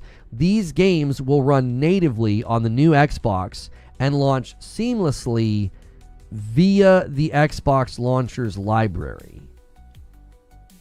So people are worried that this verbiage is signaling something. Like, I'm tempted, because I could DM him. Jez and I are on good terms. Like, sometimes he even stops by the show. I don't know if he's here right now. But there are people that are worried this is some kind of a backflip at the end. What it's not going to actually be, running. It's going to be running through the launcher and maybe through the cloud or something. I don't have that level of skepticism and cynicism here. I think this is something that they're firmly committed to, and that's why I think that this paragraph is the most important part of the article. That's what I argued in my video. I think this is more significant than playing PlayStation games through Steam or World of Warcraft. But again, doing this via the Xbox launcher's library, I worry that is, I'm sorry, people are worried that is some kind of like a loophole to get out of like actually making this a native thing. Like, the launcher will be running natively, it'll boot the game, but what if you're playing it through the cloud or something? Like, I don't know. We'll have to wait and see. I have said all future marketing, hey, we leveled up again. Jack just pays it forward. A 5-bomb from Jack. He saves the hype train and levels it up and gifts 5 members. Very, very kind of you, Jack. We have completed level 5, which means you just bought yourself another 4 minutes of the discount. Guys, we're at a level 6 hype train. We could have a banner day on purple. We really, really could have a banner day. It's currently 28 to 29. You guys could win the day again. With this discount. The record for the level of the hype train, I think, is like level 14, so we're about halfway there. That's actually pretty impressive. Yeah. So we'll have to see. I've said that the marketing will have to be combed over with a lot of skepticism. This is something I've also said.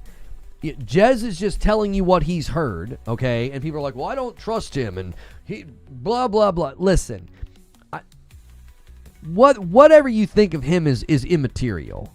What really matters is when Xbox comes out and starts talking about this. You hold them accountable, not him. He comes out, writes an article, and says, hey, the people that I rely on for information, the sources I have, this is what they're saying. This is what's coming, okay? He's relaying information to you. If Microsoft comes out and markets this, and they did some kind of a logical backflip loophole to where maybe the games aren't actually running natively or something, and maybe they're all running on the cloud or something. Whatever it is, you hold them accountable. They're the ones that are marketing it. They're the ones selling it. They're the ones putting out the value proposition, not someone who writes for Windows Central. Okay? What you think of him, whether you want to read his articles, follow him on Twitter, whether you want to trust him or not, that doesn't matter to me. That's immaterial. What matters is what Xbox says and what Xbox delivers. That matters far more than what somebody on a podcast or a blog or a Twitter account says. You hold them accountable. The nonsense with the Series S, listen, you want to dunk on, the journalists or the bloggers or the people on Twitter who said all that stuff. It really comes down to Microsoft and Xbox. They're the ones that said it. They're the ones that set the video to private. You hold them accountable. Jerry says, do we think that the new Xbox, that they won't be adhering to the traditional generation cycles? They won't need to. Yeah, they won't need to. They can make these or have other people make these anytime the dadgum want. All right, we got 2 minutes left, Twitch. 2 minutes left on the hype train and the discount. YouTube limits the number of characters to the percent of the time that you've watched. Watch 10 seconds, you get a small number of characters. Why are people watching an hour ago? What is going on today on YouTube? The chat has been all over the chat's been all over the place. People are responding to stuff from hours ago.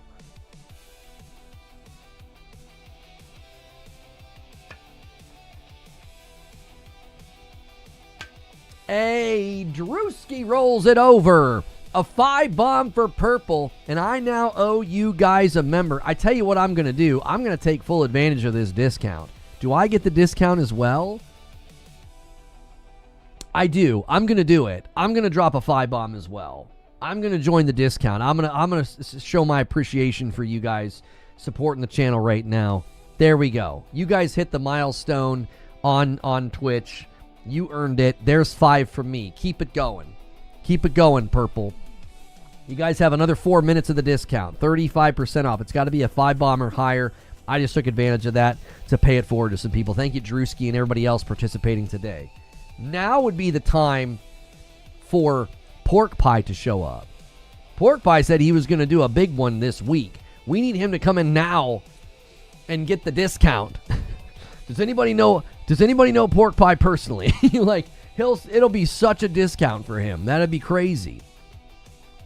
Infinity Nerd says, is Microsoft even going to have a physical library moving forward with Xbox Magnus? Gears Reloaded didn't even have one. I'm worried Halo Campaign Evolved might not have one. It's weird.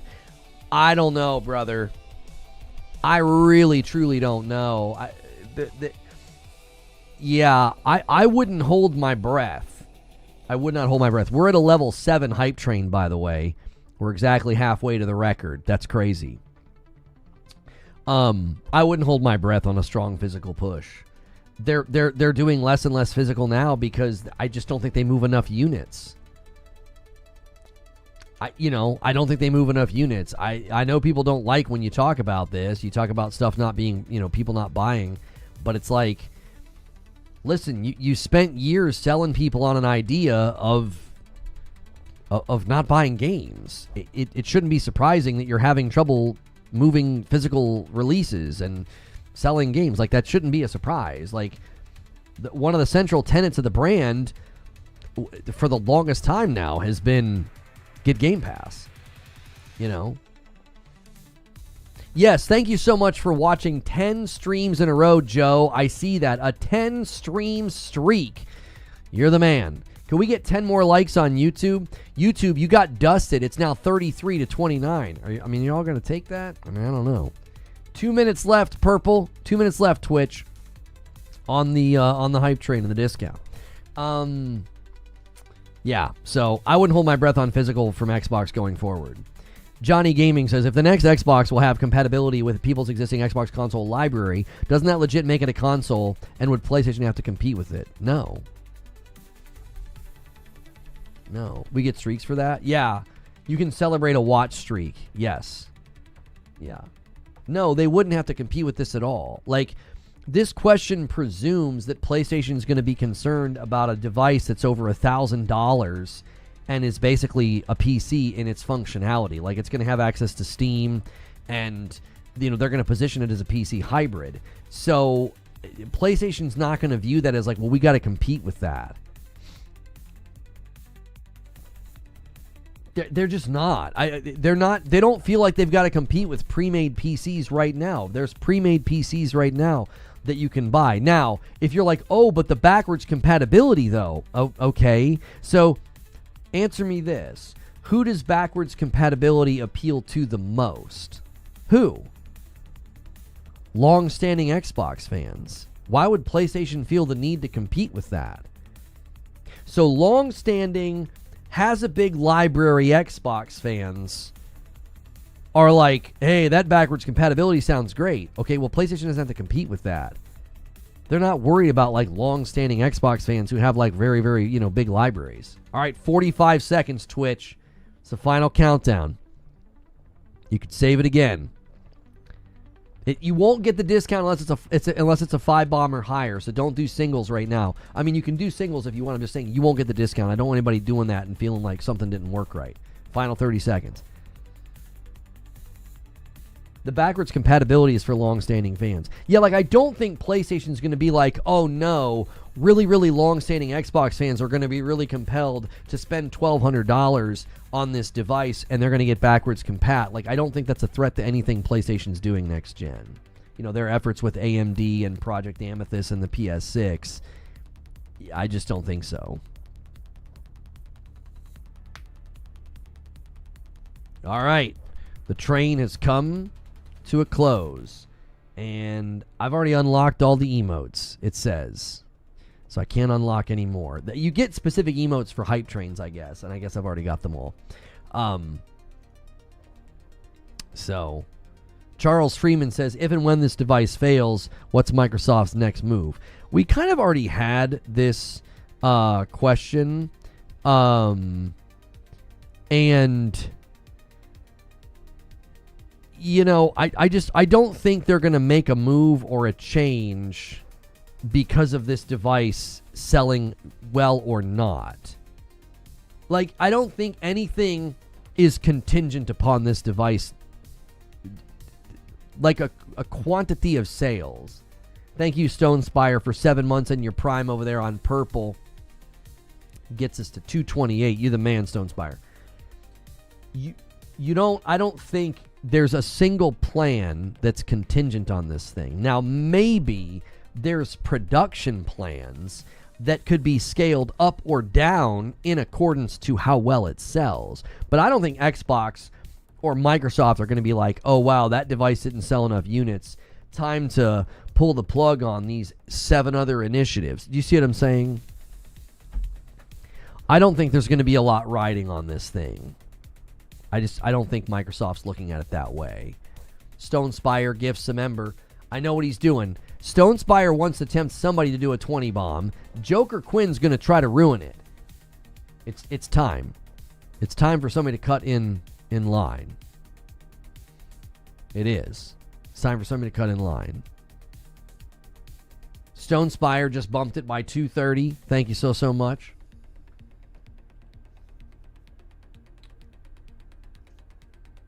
Flyers just did it.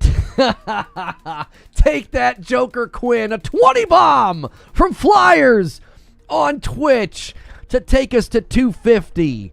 I now owe Twitch a member for that milestone. I always pay it back every 25. Yeah, take that, Joker Quinn. You were late, Joker Quinn. You're now an agent of chaos with your single gifted to disrupt the setup. Good job. Stone Spire and Flyers working together. One platform and another. The bump set, the spike. That's the way to do it. Hilly says that YouTube are a bunch of peasants today. Johnny says, so this device, is it even going to have an Xbox console storefront? Yes. Yeah, I think it'll be very Xbox. It'll be Xboxy in the UI, in the operating system, in the vibe, in the feel, the storefront. Yes, of course. It's going to be a knockoff hybrid. No one has that kind of money when we bought last gen. What do you mean by knockoff? Explain what you mean. Oh, do you not think it's going to be that expensive? You don't think it's going to be like a $1,500, $1,200 device? You think it's going to be cheap? I don't know about that. I forgot to bring my console in here. We need to play Outer Worlds today. I was gonna stream it for like an hour. We'll set it for 12:30, and then let me set up redirect. We've heard there's issues with performance on PlayStation. Hopefully it's not that serious. Yeah. Hopefully it's not that serious, but we'll see. Apple's included in the 2025 Game Awards. Aren't they like on the... They're on the advisory board or something? I don't think they're like part of the jury process or anything. Did they got added to the advisory board maybe? You can have 12 to 17-year-olds? What is going on? Why are people so far behind on the stream? This has never happened to this degree before, ever, in all the years I've been streaming. Unless Ghost in the Garage is doing a callback joke. He's like the 4th or 5th person today who's like an hour behind in the broadcast. This has never happened this much ever. I've been doing this for 10 years. And like randomly every other day, you might have one person that like gets behind in the broadcast. Today, that's like the 4th or 5th time it's happened. This is very bizarre. I wonder if they're having issues. I wonder if they're having some trouble today on YouTube in general that's causing that to happen. Very, very bizarre.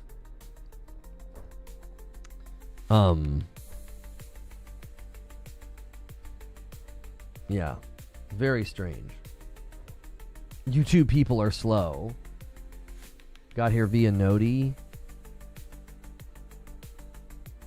Wait, now see, Pac-Man's trolling. Pac-Man's trolling. I know you're not that far behind. JK, I'm here live. Yeah, I knew you were, Pac-Man. I was like, that you're trolling. A question here from Zycon. I haven't thought about this much, so I'm hoping you have. If Microsoft are looking for a 30% margin, how will not charging for online help with that? They will still have server costs, which will eat into the margin.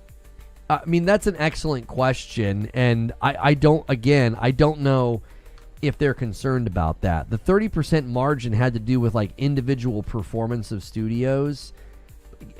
Getting people to pay for Game Pass for online access probably doesn't weigh in there. Do you understand?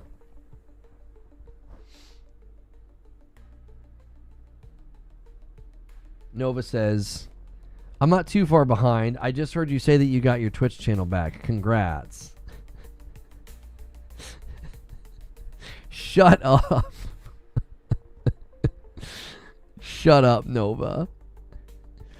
You literally were talking in here just 5 days ago, Nova Hands.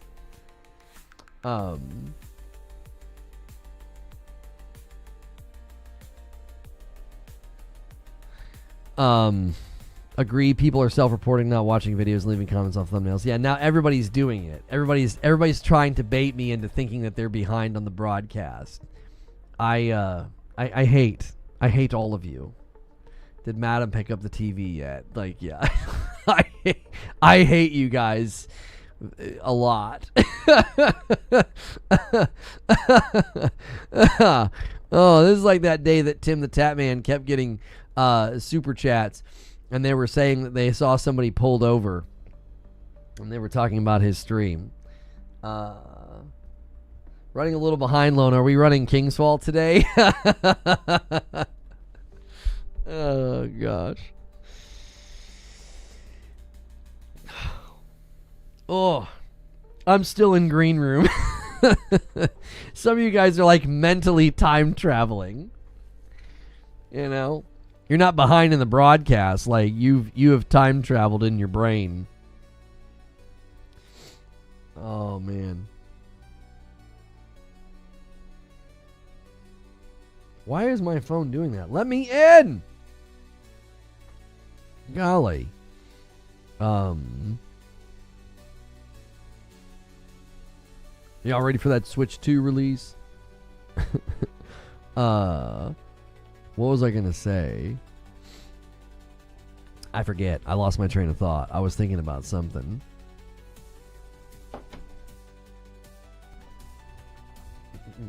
Has your child been born yet?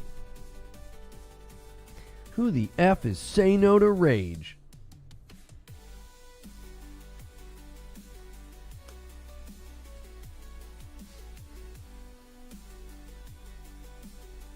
My review. This game is outer this world. 6 out of 10.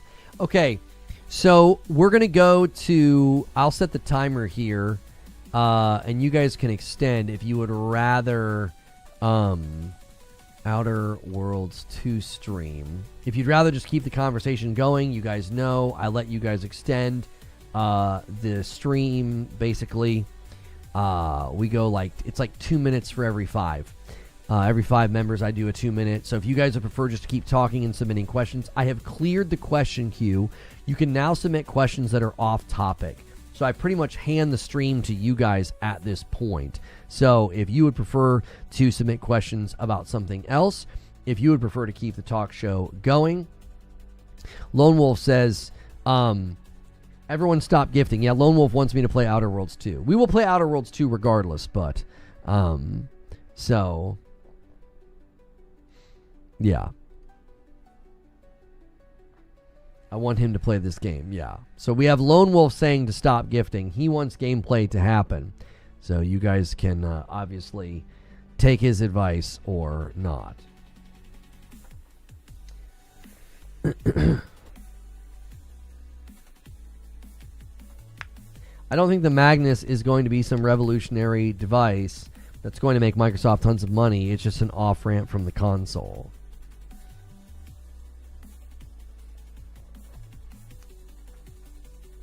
We playing Outer Woke? Wait. Yo, what's good, Brap? Have people said that Outer Worlds is woke? Seriously? What are they saying is woke about it? You're going to play it regardless? Yeah, I'm going to play it regardless. Yeah. You don't have to be like afraid of me like not playing it or something. I just give people the opportunity to extend a little bit. Mediocre Militant says, which Xbox IP do you think is capable of producing 30% profit margins? Call of Duty, Minecraft, Candy Crush. That's the concern, isn't it?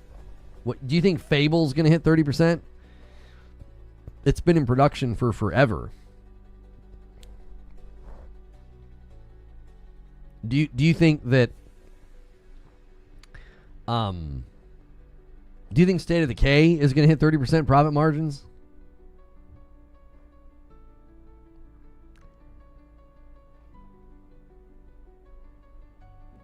I don't know, man. I'm telling you, that's the concern.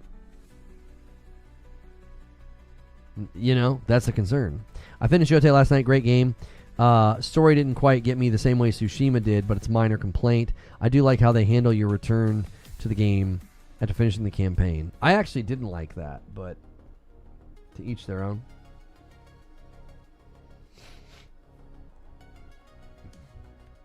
Fable's costing him a pretty penny with how long it's been in dev.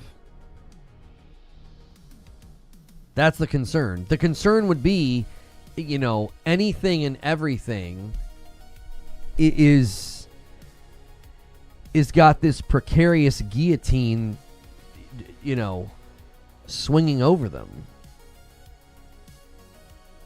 You know, it is precarious because it's like, well, if you're not going to hit that 30% margin, what's Microsoft going to say? Are they going to say, well, you're too far gone? It's been too long. Time to go. You know. Would Perfect Dark have hit 30%? If not, then use the IP as the benchmark. Well, I think somebody that maybe is less fearful would push back and say that Perfect Dark was very early in development So it was an easier decision for them to just cut it. They would say that, you know, Fable is farther in development, or State of Decay 3 is farther in development. I would argue that neither of those games are far enough along to be safe, because we saw pre-alpha footage of Fable that looked fine. It didn't look bad. It didn't look like any of the simulated gameplay that they showed us, which is why I continued to tell people that those Fable trailers, I was like, that's not gameplay. Stop calling it gameplay. People are going to learn a real hard lesson about that, because I mean, it's clear when you look at the actual gameplay that they've not been showing us gameplay. So, and then State of Decay 3, same shenanigans. They're showing you simulated gameplay. That is not real gameplay. It's not. So the question is, how early is it? How far along is the game? I don't know. If they conclude they can't get 30% margins out of it, and it's had trouble development or slow development or whatever, the likelihood of it coming out is not great. It's not.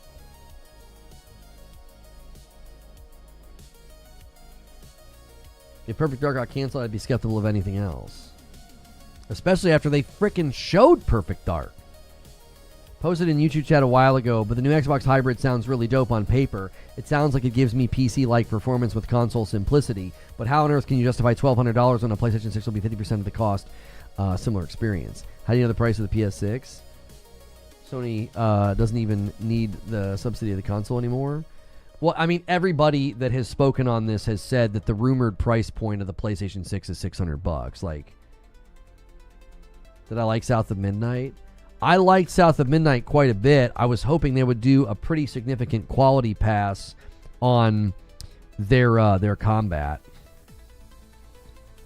I thought the combat was kind of rough.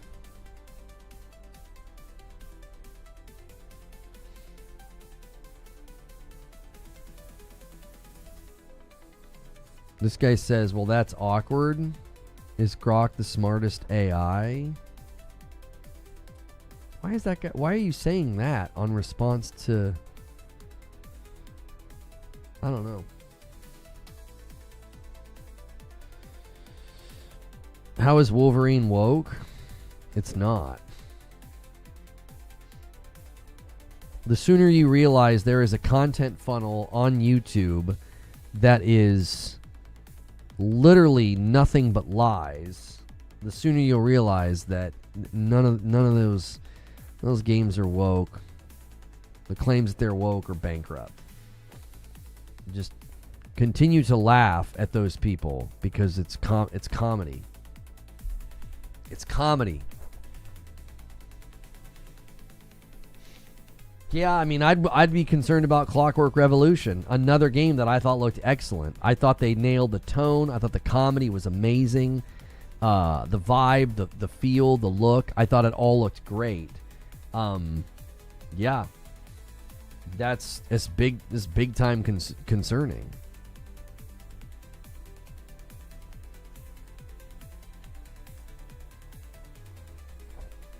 I said it very many times. You guys know how many times I said it. I said Microsoft's the devil in the room. They're the one you should be concerned about. They're the ones that'll walk in a room and say, well, that's not going to make enough money, cancel it, even though it's been, shown, promised, and included in showcases. Like, that's just what they'll do. It's just what they'll do.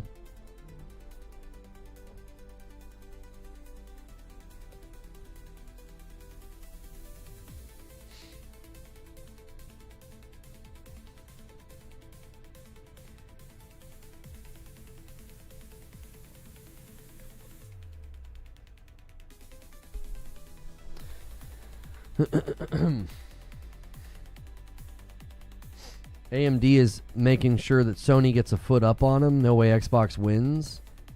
Well, I don't think AMD is making sure anybody gets a leg up or an advantage. They're just working together. The Project Amethyst is going to benefit future AMD GPUs. Like, it's a mutually beneficial setup. There was an Xbox ID at Xbox showcase yesterday. Yes, that already happened.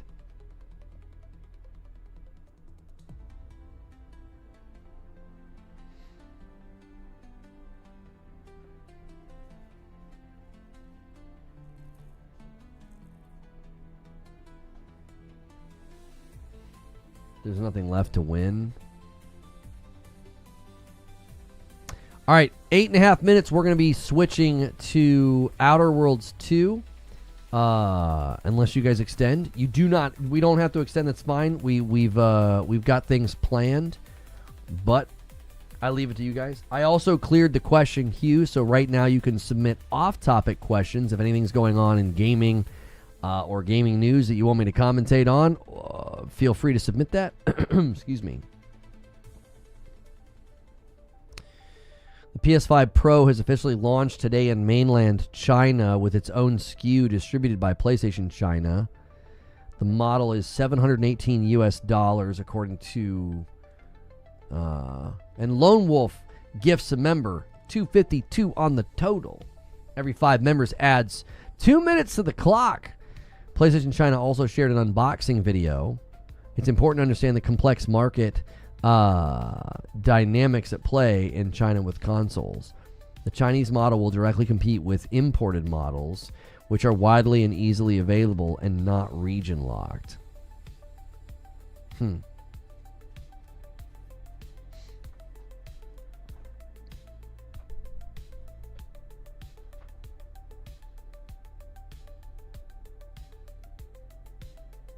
People will inevitably compare the next PlayStation and Xbox, and I will get tired of writing for twice the price. It should be better. Oh, yeah, from everything we've heard, the Xbox is going to be stronger and more performant than the PlayStation, but it's going to kind of need to be by the sheer nature of what it's offering in what it's going to give you as a consumer. Yeah, it needs to be. You know, if you're going to be booting up Steam games and stuff, it's going to have to be a nice device. You can't have some half measure in the market. If you're trying to play, Steam games and backwards compat and everything else, it's going to have to be a pretty strong device.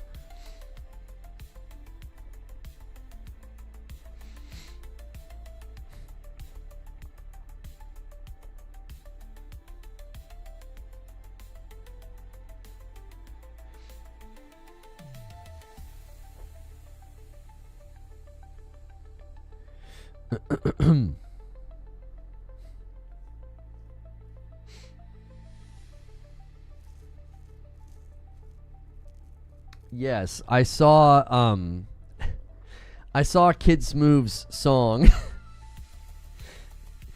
I thought the Doc Dark cameo was very, very good.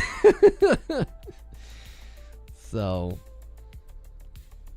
I don't know what Smooth thinks of me now, but a long time ago he did not like me. He said like I was one of the worst people for gaming, and I was like, I don't know what I did to deserve that, but I don't know if his opinion of me has changed. I've not watched almost any of his stuff because like once somebody kind of attacks and labels you at that point, it's like I'm not gonna consume your content then.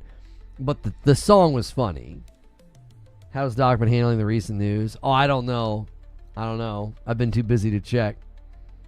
Do you see the Xbox Haunted House skit? No,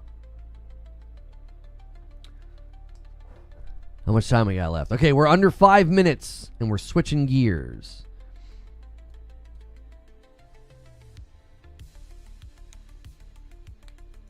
Xbox already won. Won what? They only need a proper interface for all of their layers. PlayStation can't compete with that. Sony even has trouble making PS3 work over the cloud. I mean, I'm not sure what you're saying they won, Leo. Like, what are you saying Xbox won?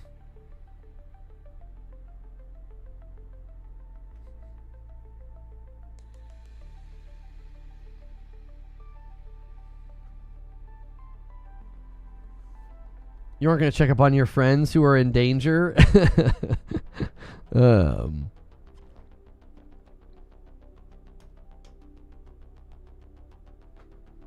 They're pivoting from the exclusivity strategy that it... Yeah, I'm not sure what he means by... What I need him to define what he thinks they're winning.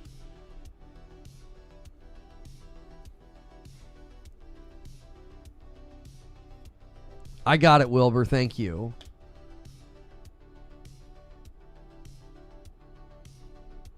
Xbox One, bro. Don't question it. Xbox won the race to see who exits console the fastest. Maybe.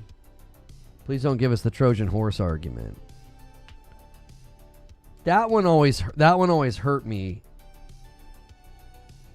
deeply. In terms of ecosystem,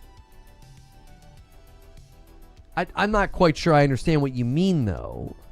You think right now Xbox has won to having the best ecosystem?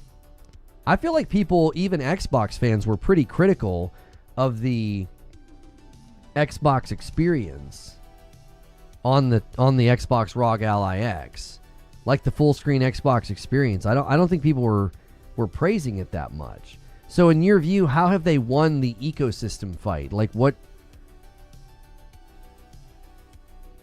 do you think is the evidence for them winning? I'm not even saying they haven't won. I don't understand what you think they won to begin with. Like the ecosystem, like, okay, I mean, but even that I feel like people have been kind of critical of. I corrected it one line below, theoretically next gen. So you think they theoretically won next gen? Theoretically they won. Xbox will fumble. What? Now I really don't understand your position. You said theoretically they won, but then you said they'll fumble. What? How do you think they theoretically won with like a PC hybrid that'll be pretty expensive?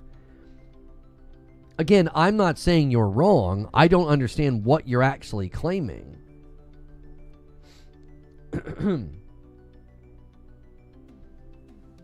Why are we doing this? I mean, we've got a minute and a half before we're switching to Outer Worlds. Unless you guys extend with some crazy gifted bombs out of nowhere, you got a minute left, and there's a little bit more delay for YouTube, so you better act fast if you want to extend. Unless PlayStation brings out their launcher, which they won't, they will not be able to tie all their older games like Xbox can. Okay. Because the groundwork for Xbox winning is there, but they will fumble. But what do you mean winning, though? Like, winning how? Stonespire gifts a I'm sorry, not Stonespire. Lone Wolf gifts a member. We need 3 more to extend. You need every 5 adds minutes to the clock. And yeah, you can call it winning. Yeah, I don't really understand what you think they would win. Like, let's just say hypothetically you're right, and they handle backwards compatibility better. Like, you can just argue the logistics on paper objectively that they're doing a better job with backwards compat. Okay, we've granted that. What are they winning? That's my question. Let's say they crush it and they do a far better job. Another one comes in from Lone Wolf. I don't know if he's trying to set up the 20 bomb dunker from 55 or what, but he's gifted 3. Nobody's going to help this man out? 5, 4, 3, 2, 1. It was a good effort, Lone. It was a good effort. Nobody would join you in your efforts, Lone Wolf. He does another one. 255. If somebody does the 20 bomb, I'll honor it because of stream delay today has been really, really bad. If somebody wants to tag team with Lone Wolf, I'm happy. Leo says, for their user base, if you're someone who has been there for 2 gens already, you can swap between PC and Xbox, no problem. You need 2 copies for Spider-Man on PC and PlayStation. Oh, yeah. Interchangeable library is how I quantify winning. You know what would be less confusing is to just say that next time. Do you know what I'm saying? Like, you could just say, hey, I think Xbox is going to do a much better job of giving me an interchangeable library. You can't really do that on PlayStation, between PlayStation and PC. The reason that's helpful is that's very specific, and I don't think a lot of consumers care about that.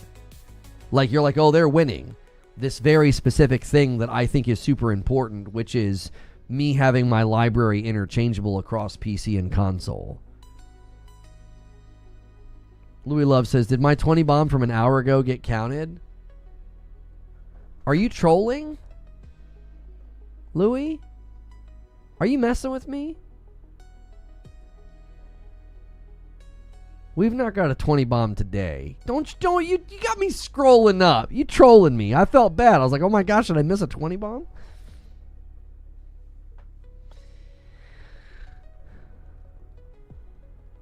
If you think that's really important, that's just fine. I'm just saying, just say that. Like that. I'm just trying to understand your position. I'm trying to take a very different approach to some of this stuff because, like, it just we end up wasting a lot of time debating nonsense some days, and I'm trying my best not to get pulled into that stuff.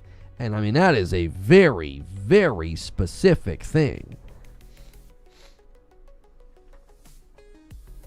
Only games bought in the Xbox store were interchangeable. That's actually true, Leo. Leo, you're also not necessarily being precise in how you're talking about this. You don't get to just switch from PC to Xbox back and forth. It'll only be true of games you purchase from Xbox. Anything you purchased in Steam is not going to be granting that to you. That's not the case. It isn't. Like, you buy it in Steam, you're going to have to buy it again on Xbox. It's only true of games purchased from Xbox that fall in this list of back compat or play anywhere. So, all right. I need to take a quick break and get to PlayStation, stretch my legs, and then we're going to play some Outer Worlds 2, okay? We're going to play some Outer Worlds 2. We'll switch directories, and I did get the code from Keymailer. I was not going to cover or stream this because, generally speaking, I just wasn't interested. We will see. We will see if it compels me or I change my mind. I gotta block this account. What the heck? Usually the bot accounts give up after a couple of tries. This one just keeps trying.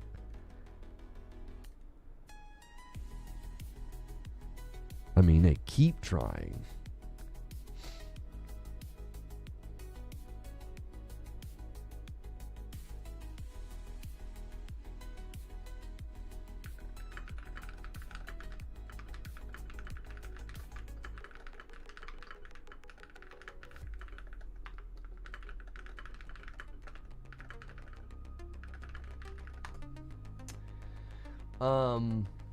Okay. Hey, a 10 bomb from 8K Dual Sensible. Boom, 265. Very, very generous. Whoever makes it hits 275, I owe you guys a member. Give me a real quick second here. I don't know if 8K was trying to do that when I walked away. So you guys get us on pace of 300, we'll be set.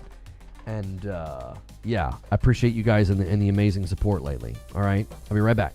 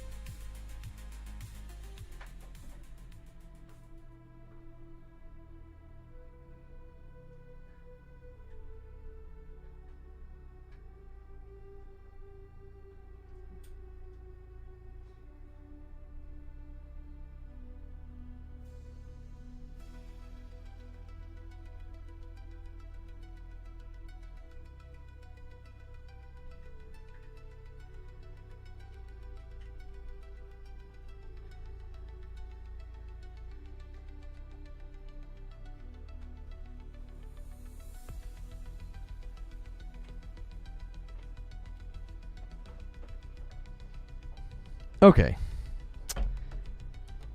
I had some cable swapping I had to do. Sometimes when I'm going through a capture card and I'm playing like a tough fight, I feel like there's just enough latency that it messes with me. And the Takezo fight in Yote was giving me a little bit of trouble. It actually wasn't the capture card.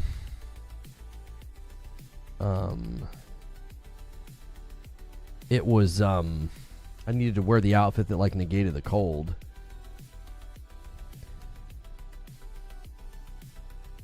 Okay, cool. They emailed me about, I ordered that Ghost of Tsushima shirt a while ago. And they just updated that like production's going forward.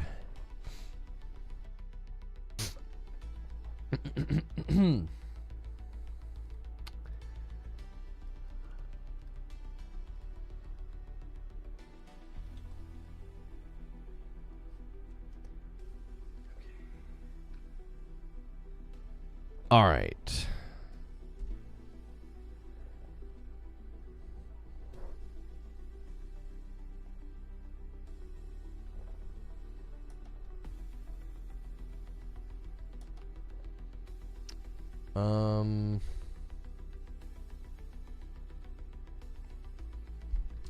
I've got to switch directories on Twitch, and then I got to make sure and add the hashtag. I also need to clarify something. I don't think people understand that a code from Keymailer is intended for coverage to be streamed. Like, that's the agreement. Like, they send you the code, and you, like, agree to stream it, and you even select the platform that you're going to stream it on. I think a lot of people don't understand that. Like, I got a lot of, I think, like, unfair criticism and treatment over my Ninja Gaiden stream. I was going to purchase that game and play it, and I got a code like last minute. They sent me one. I was like, oh, cool, I'll do that, and I'll stream it on Twitch. That helps me get more codes in the future. That's not a traditional review code where I had like early access, and, you know, I have to make a bunch of content with it. Like, it's literally through Keymailer on the premise of me streaming it. So I think a lot of people really misunderstood, like, I got a review code, only stream it for an hour. Like, they're literally fine with that. Like, they send it to you with the hope that, like, you're just going to stream it and cover it. These clowns don't know how marketing works, and they're mad that you got a code. Yeah, I really think there is just some level of jealousy there. It's like, it's through a website where the premise is that I'll stream it. It wasn't a review that was a code that was sent to me with like an NDA and an embargo or any of that, where like I committed to a bunch of coverage. So same thing with the Outer Worlds 2. This was sent to me by way of Keymailer, and I've agreed to stream it on Twitch. That's the end of the relationship. Like, if I stream it for an hour and a half and that's it, and I'm like, yeah, this game's not really for me, they are 100% okay with that. Like, that is a part of marketing. And there were probably people that got to watch the Ninja Gaiden stream, and it helped them decide whether or not to get this. So people really misunderstood, like, and I'm getting comments and stuff because of that. I'm like, okay, like, I just calmly said the game wasn't for me. I did not know that was going to get people so upset.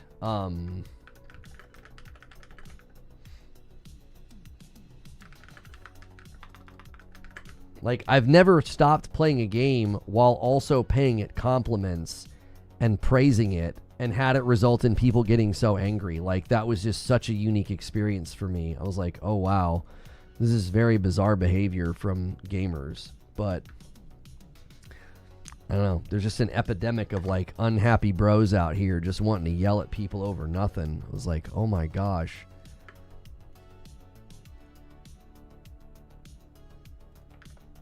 Expect that reaction regardless.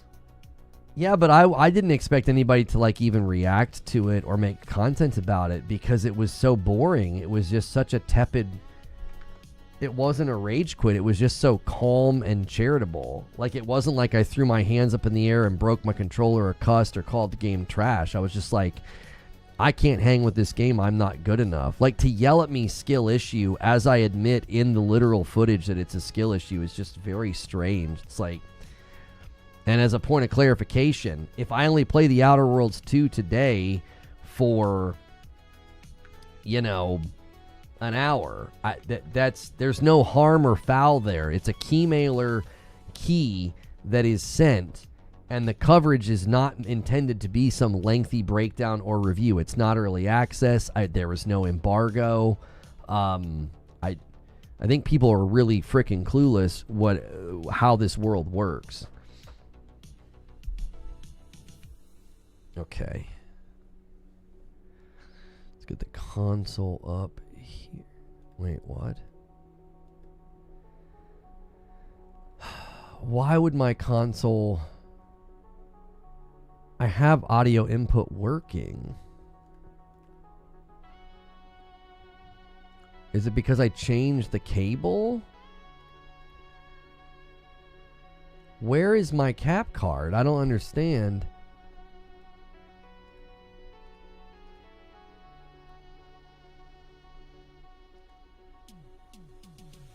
I'm just so confused. Let me, it's not seeing the console cap card, but the audio is coming through just fine. Let me add video capture device.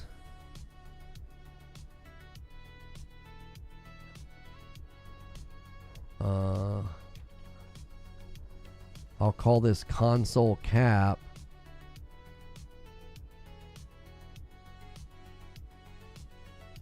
I tell you what I'm going to do. Let me delete this. Let me add video capture device. Let me add the console. I might need to reboot the cap card. Give me 1 second.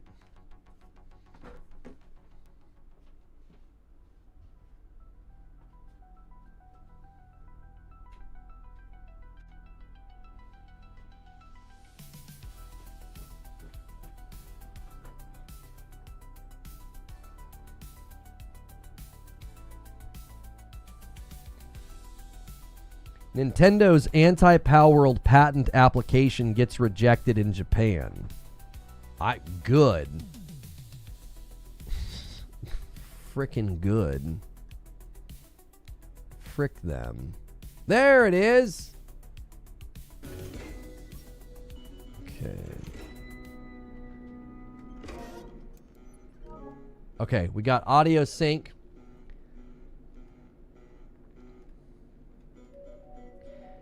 You guys on purple, you don't need to do anything. Guys on YouTube, I'll redirect you and give you a link.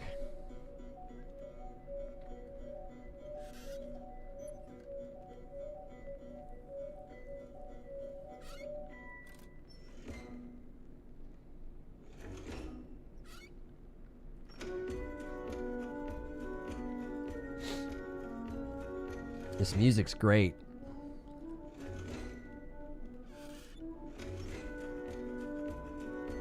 Hey, 8K DualSense, thanks so much for renewing your member. If you wanted to count in the total, I need it to be a member plus or above, because I can't tell if that's a gifted. And you just gifted, so I'm assuming it is, but it's just unfortunate that I have to do it that way. They don't give us a good way of tracking that. All right, there's a link in chat. If you guys are wanting to come with us to the gameplay, come hang out for 30 minutes or an hour or so. It really helps me get more opportunities like this. When we have support for gameplay and key offers, and it's a great way for you to see if maybe this game is for you, and maybe it's not for you, right? All right.